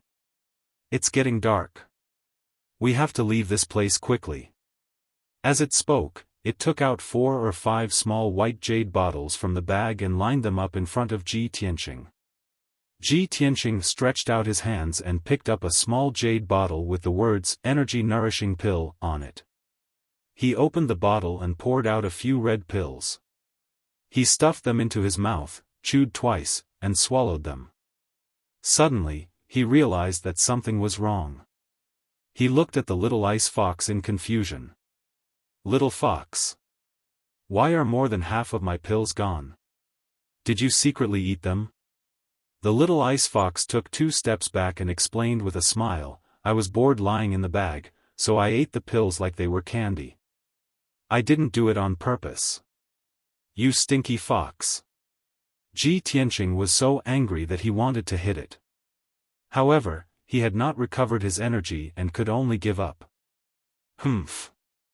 I think you want to secretly eat the pills to recover your energy and then run away?" Little Ice Fox rolled her eyes and quickly changed the topic. "Hey, old G, don't talk. It's more important to recover your strength. If we don't leave before dark, the smell of blood on the grass will attract a large number of demonic beasts. At that time, the 2 of us can only become the demonic beast's dinner." Ji Tianqing suppressed his anger and swallowed a few more recovery pills to quickly recover his strength. About an hour later, the sky darkened, and night was about to fall. At this time, Ji Tianqing's physical strength had recovered by about 60 to 70%. He carried his backpack and continued to rush to the mountain peak. On the way to the summit, he heard the sounds of demonic beasts running in all directions, as well as the roars of beasts. The little ice fox quickly reminded him, "The red star flower has bloomed, and its scent is getting stronger. The demonic beasts nearby have smelled the scent and are rushing over to snatch it. You have to speed up. Otherwise, not only will we not be able to obtain the scarlet meteorite flower, we will also be besieged by a large group of demonic beasts." Ji Tianqing frowned and rushed to the peak with all his might. After a quarter of an hour, he finally reached the peak of the mountain, which was thousands of feet high, and came to a forest with sparse trees. He looked around vigilantly, looking for the location of the red star flower and checking the situation around him. However, the sky was already dark, and the forest was dimly lit. It was difficult to see clearly. He could only hear the sounds from the surrounding forest getting louder and louder, and the roars of beasts were getting closer. Little Ice Fox quickly stretched out her little paw and pointed to the southwest of the forest. "Over there. Go quickly, there's a cliff over there." At this moment, Ji Tianqing did not have time to distinguish whether she was telling the truth or not. He hurriedly rushed over. He ran wildly for more than 3 miles before he rushed out of the dense and dark forest and came to a patch of rubble. The empty space with a radius of 1,000 feet was filled with rubble. Between the dark brown boulders, there were weeds that were half a man's height. Ji Tianqing jumped into the rubble, and his body nimbly passed through dozens of boulders and dense bushes. Finally, he arrived at the edge of the cliff. 5 steps in front of him was the cliff, and in front of him was the sky that was shrouded in thick fog. The cliff was at least thousands of feet deep. White fog constantly rose from the bottom of the cliff, obscuring everything at the bottom of the cliff. Ji Tianqing could not see clearly. Little Ice Fox's little red nose twitched twice, and her eyes revealed a touch of joy. She hurriedly urged, "Old Ji, the scent of the red star flower is coming from the bottom of the cliff. It's not more than 200 feet away from us. Hurry up and look for it." Ji Tianqing was also delighted, and he looked around in high spirits. He stepped on the edge of the cliff and leaned half of his body to look down. He immediately saw that there was a steep rock cliff below the cliff. However, the cliff was not flat, and there were many cracks in many places. There were also many protruding boulders embedded in the cliff, and there were many green vines growing on them. Night finally fell. The stars and the moon had not yet appeared, and the world was pitch black. Ji Tianqing anxiously searched the area within a radius of 200 feet, but he did not see the red star flower. He did not even find a strand of strange-looking medicinal herb. Suddenly, Little Ice Fox, who was lying on his shoulder, stretched out her little paw and pointed at a huge rock at the bottom of the cliff. She cried out in surprise, "Old Ji, look over there." Ji Tianqing hurriedly looked in the direction that she was pointing at, and he immediately saw that in the cracks of the huge rock, there was a faint silver light. "It's the red star flower. It must be." Ji Tianqing's spirits were lifted, and he hurriedly found a vine that was as thick as a wrist on the ground. He climbed down the cliff using the vine. Before he came to the Taiyi Mountains, he had carefully investigated information about the red star flower. The red star flower was more than 2 feet tall. Its stem and branches were dark, but its flower was silver. This flower had absorbed the essence of the sun, moon, and stars for many years. Its petals would emit a faint silver light at night, just like starlight. However, this flower only bloomed once every 60 years, and each plant only had one flower. The flower would only bloom for 6 days before it wilted. Not long after, Ji Tianqing crawled along the vines until he was about 10 feet below the cliff. His feet stepped on a big rock that protruded from the cliff. However, he was still more than 40 feet away from the huge rock where the red star flower grew. With his strength, it was impossible for him to jump over. The cliff between the two huge rocks was bare, and there was no place for him to lean on. There was only a cluster of dark green vines growing on it. The vines were only as thick as chopsticks, and they looked very weak. They could not support his weight at all. He had no doubt that if he climbed those vines to pick the red star flower, he would definitely fall off the cliff and be smashed into pieces. At this moment, Ji Tianqing's face revealed a helpless, bitter smile. The red star flower was not far in front of him, but he could not pick it, and he could not even get close. Moreover, he could clearly hear the footsteps of demonic beasts running from the rocks above the cliff. At least 3 demonic beasts had already rushed to the edge of the cliff.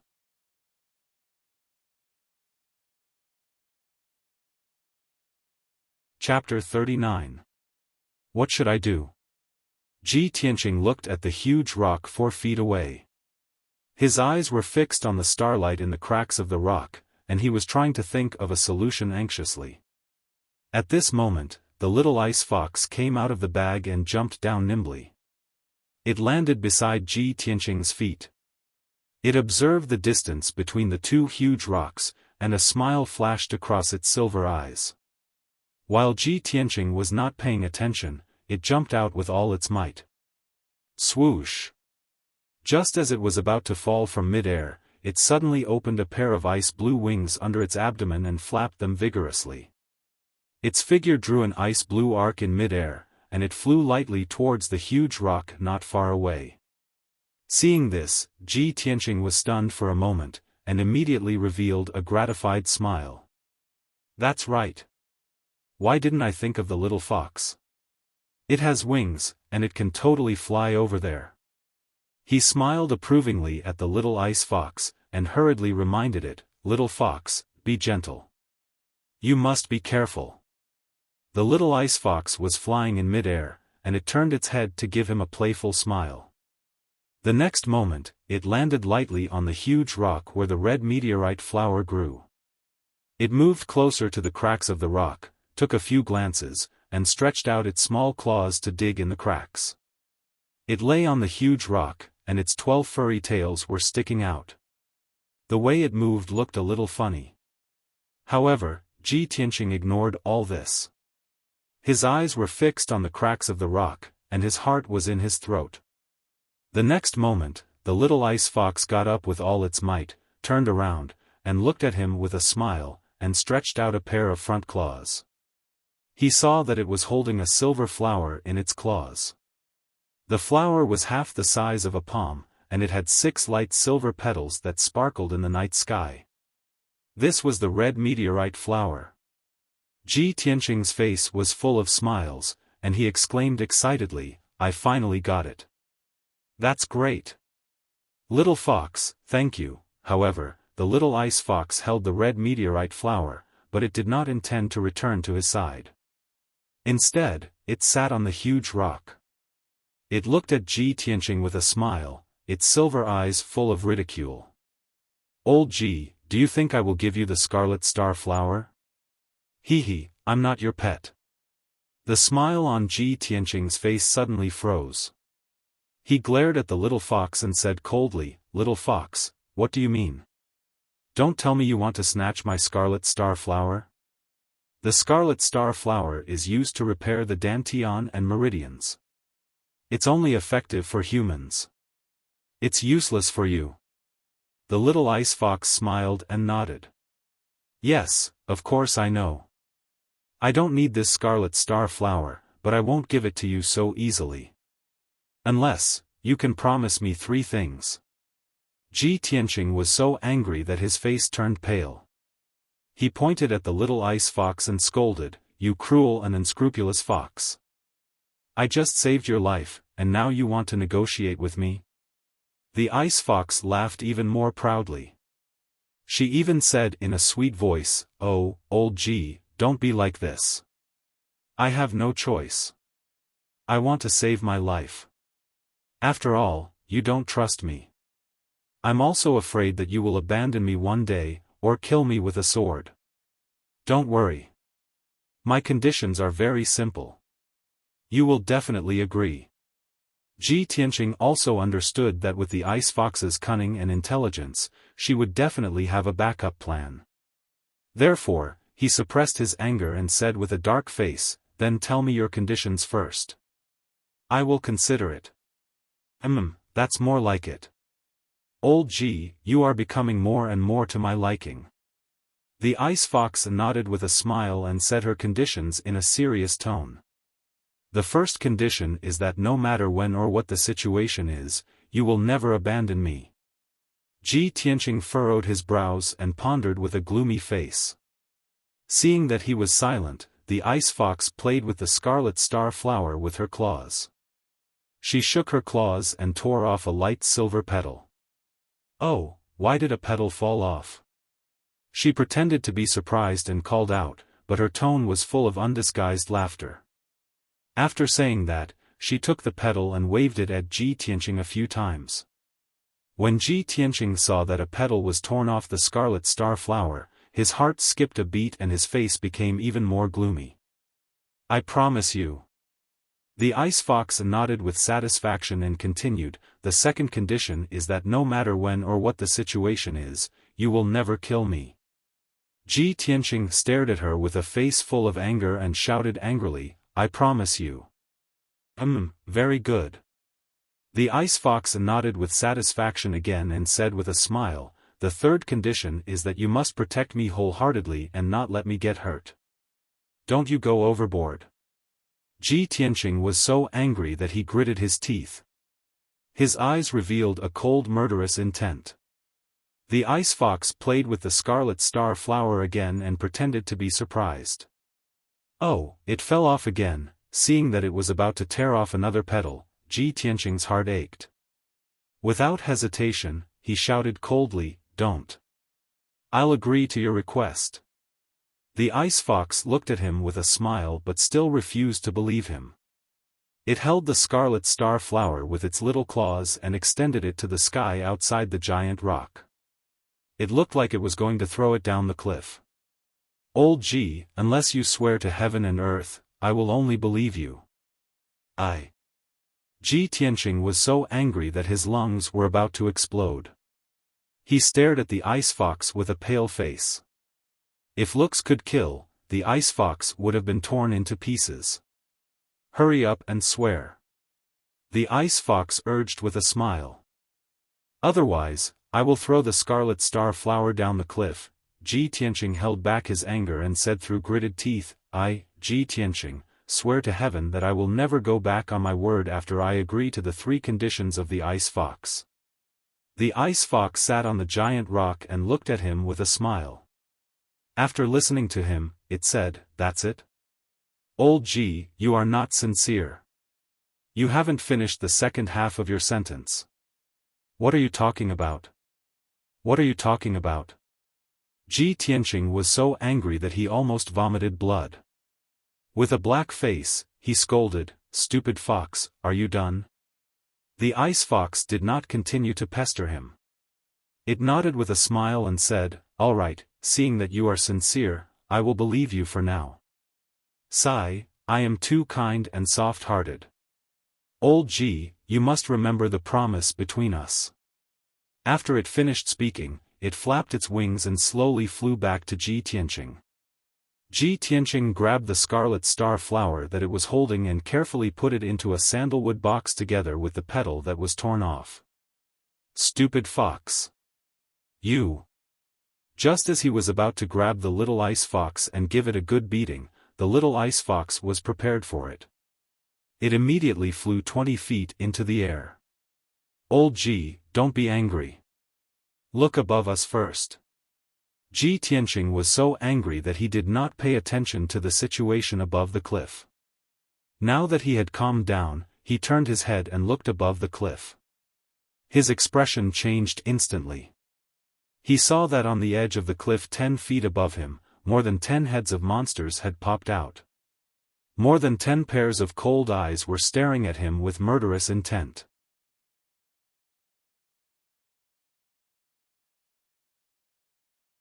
Chapter 40. The dozen or so gigantic demonic beasts were all mid-tier demonic beasts. Any one of them was as powerful as a martial artist at True Element Realm LV5. With Ji Tianqing's current strength, he could not even defeat one of the demonic beasts, let alone a dozen of them. Most importantly, he was trapped on a huge rock at the bottom of the cliff. He could neither reach the sky nor the ground. The dozen or so demonic beasts were lying on the edge of the cliff, waiting for him to escape. "I'm dead." Ji Tianqing's face darkened. The joy of obtaining the red meteorite flower had disappeared immediately. He secretly held the blood dragon sword tightly and stared at the demonic beasts on the cliff. Although the demonic beasts could still restrain their desire to snatch the red meteorite flower, Ji Tianqing was still worried.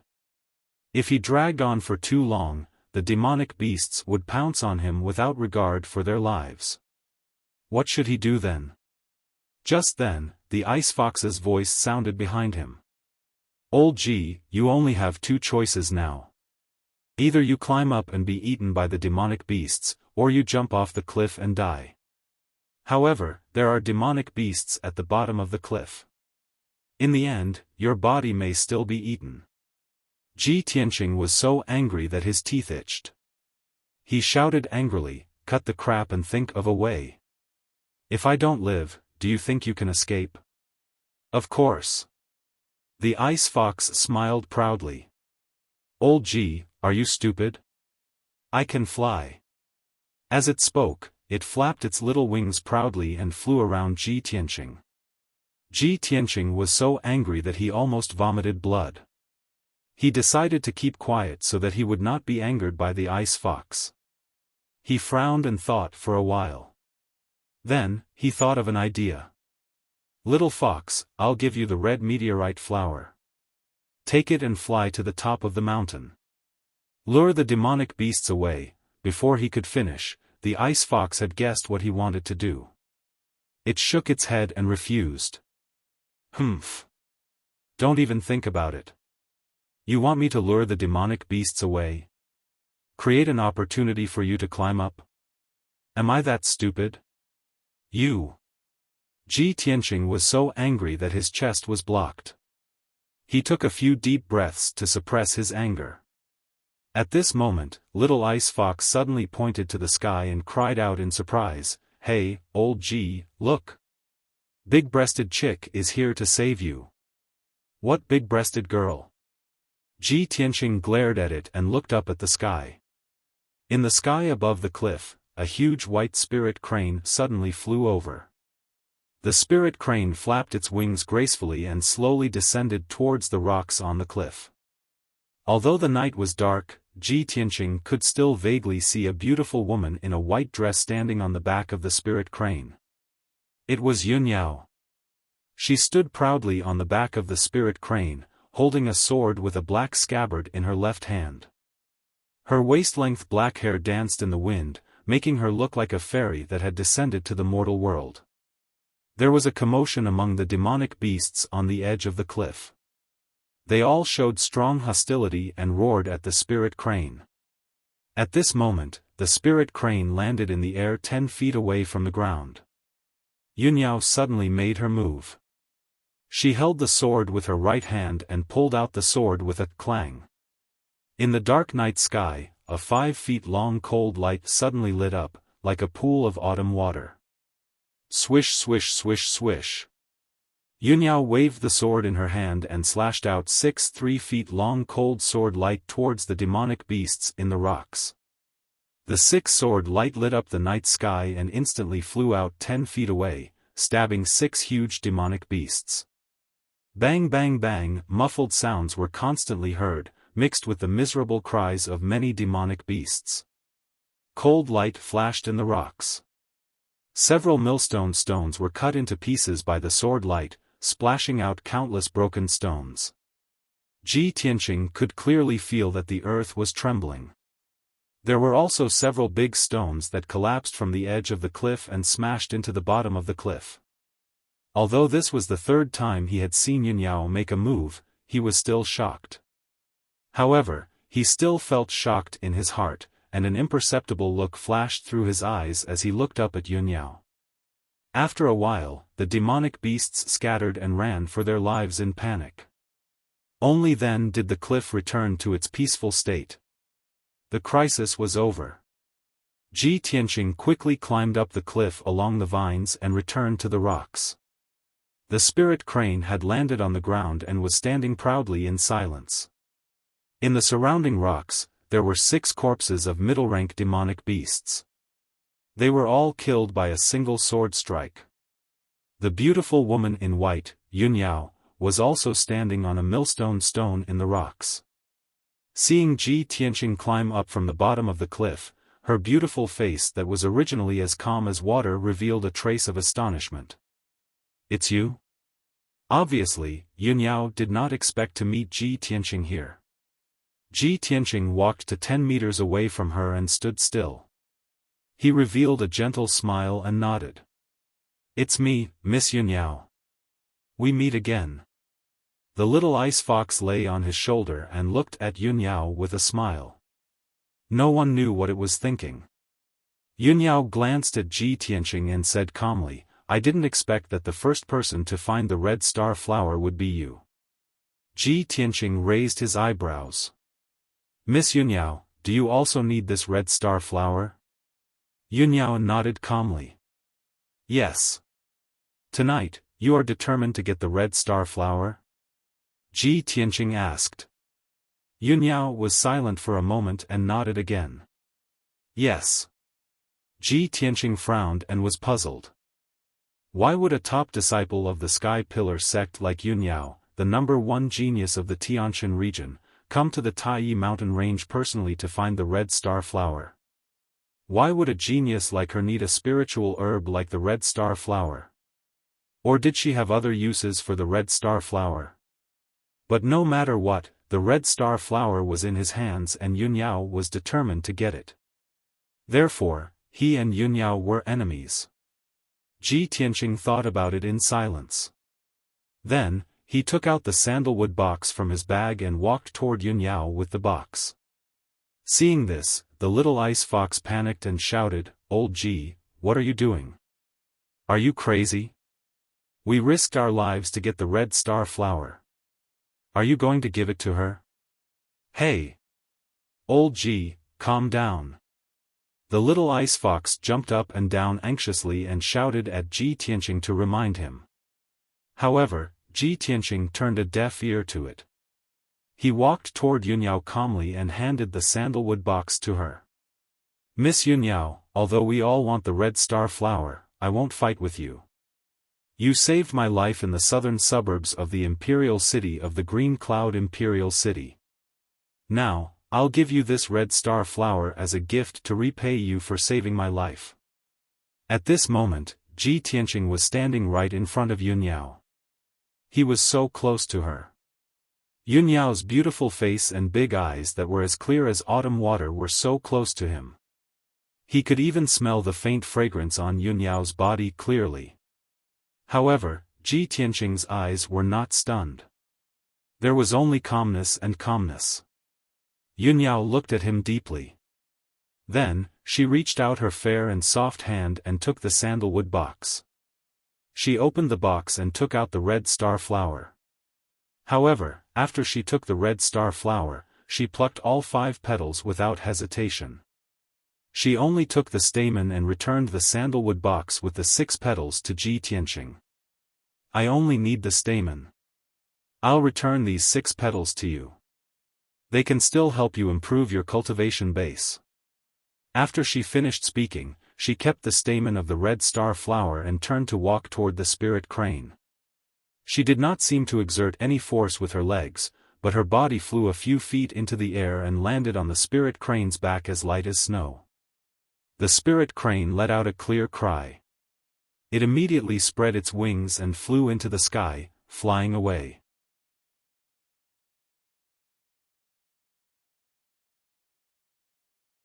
Chapter 41.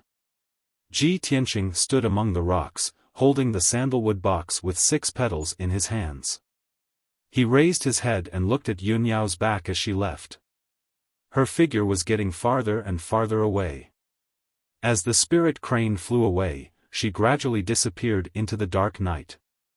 Ji Tianqing stood there in a daze for a long time without looking away. At this time, the ice fox picked up a branch from somewhere.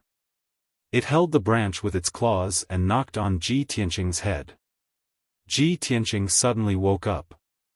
He turned his head and looked at the ice fox. He shouted angrily, "Little fox, what are you doing?" The ice fox looked at him with disdain and said in an unfriendly tone, "Stop looking. She has left. What are you looking at?" Ji Tianqing was too lazy to respond.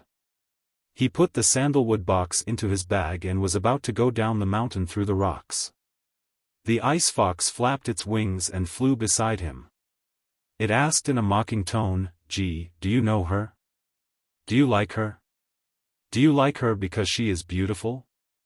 Or do you like her breasts and long legs? Ji, I don't want to nag at you. If you like her, go after her. If you can't get her, just pester her. If you keep it in your heart and don't say anything, how will she know that you like her? Ji, I look down on you. Hey, Ji, why don't you say anything? Are you still thinking about that chick?"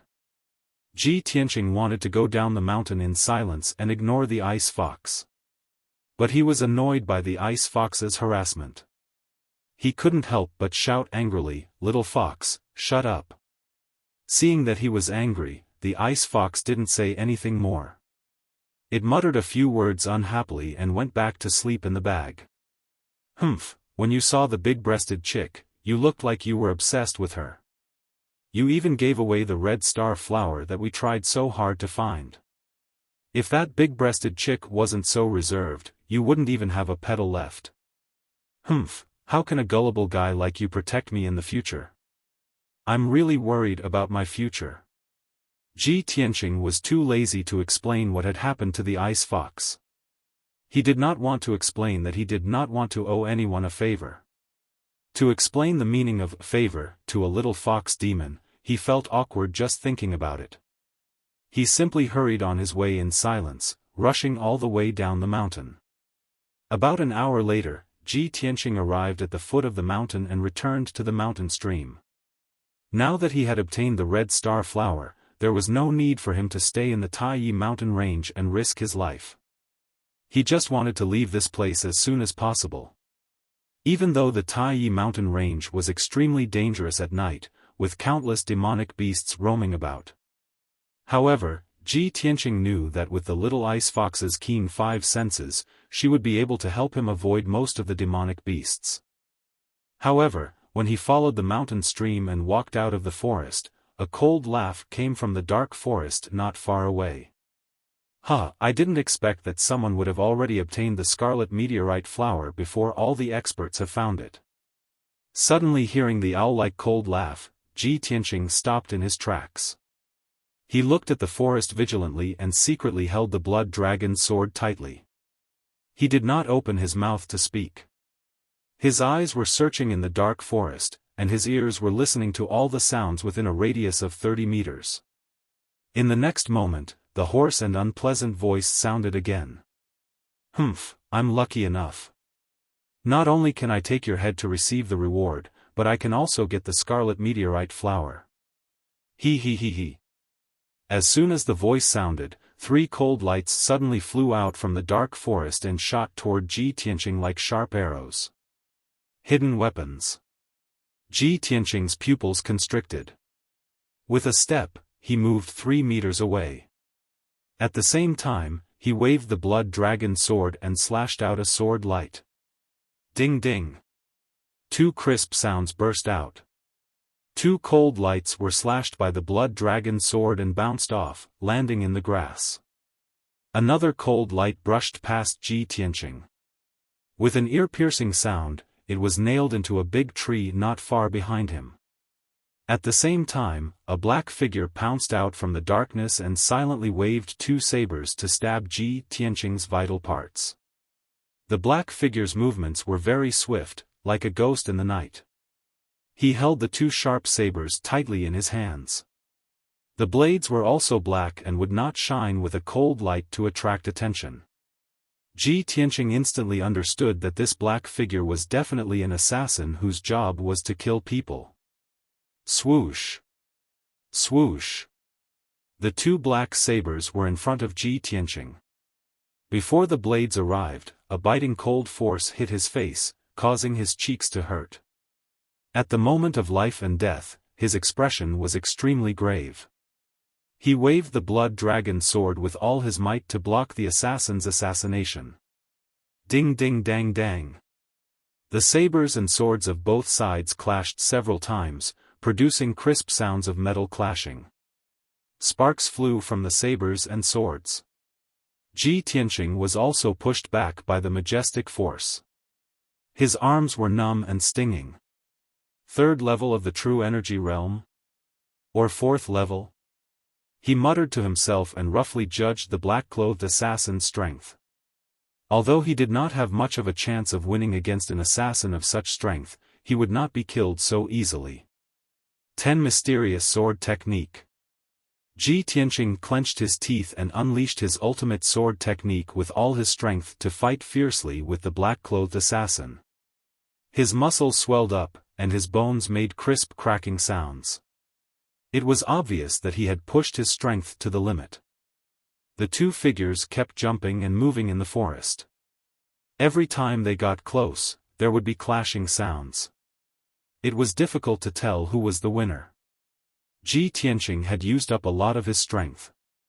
He was sweating profusely and his face was pale. Even his left arm had been hit by a saber, leaving behind a chopstick-sized wound. However, he still clenched his teeth and fought with all his might. He would not back down easily. The black-clothed assassin attacked Ji Tianqing continuously for more than 10 moves. His 2 sabers left a few wounds on Ji Tianqing's body, but he still could not kill Ji Tianqing. He was a little impatient. His eyes were bloodshot and turned dark red. In anger, he unleashed all his strength and used a fatal move. Golden Rainbow Slash. He roared with murderous intent. His 2 sabers slashed out 9 pitch-black saber shadows toward Ji Tianqing's 9 vital points. It looked like there was a towering tree behind Ji Tianqing. Ji Tianqing had nowhere to retreat due to the saber images. At this critical moment, he did not hesitate to use his trump card. Sword Chi, out.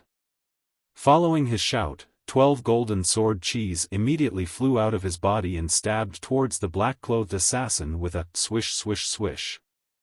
The rapidly rotating sword chi collided with the 9 saber shadows, causing a series of crisp sounds to ring out. Although the 9 saber shadows did not dissipate, they were knocked out of their original directions. They all slashed into the towering tree and the grass. In a split second, deep dents were left on the thick tree trunks. Several gullies were also cut into the grass. Dust flew everywhere. Sword chi. There are actually so many of them? The black-clothed assassin was stunned. His eyes widened in shock. He already found it unbelievable that a trash in the refinement realm could withstand 30 moves from him. But now, this trash had actually released sword chi, and 12 of them at once. Only experts at the true energy realm level 7 and above could condense the yuan chi in their body into sword chi and release it outside their body to attack.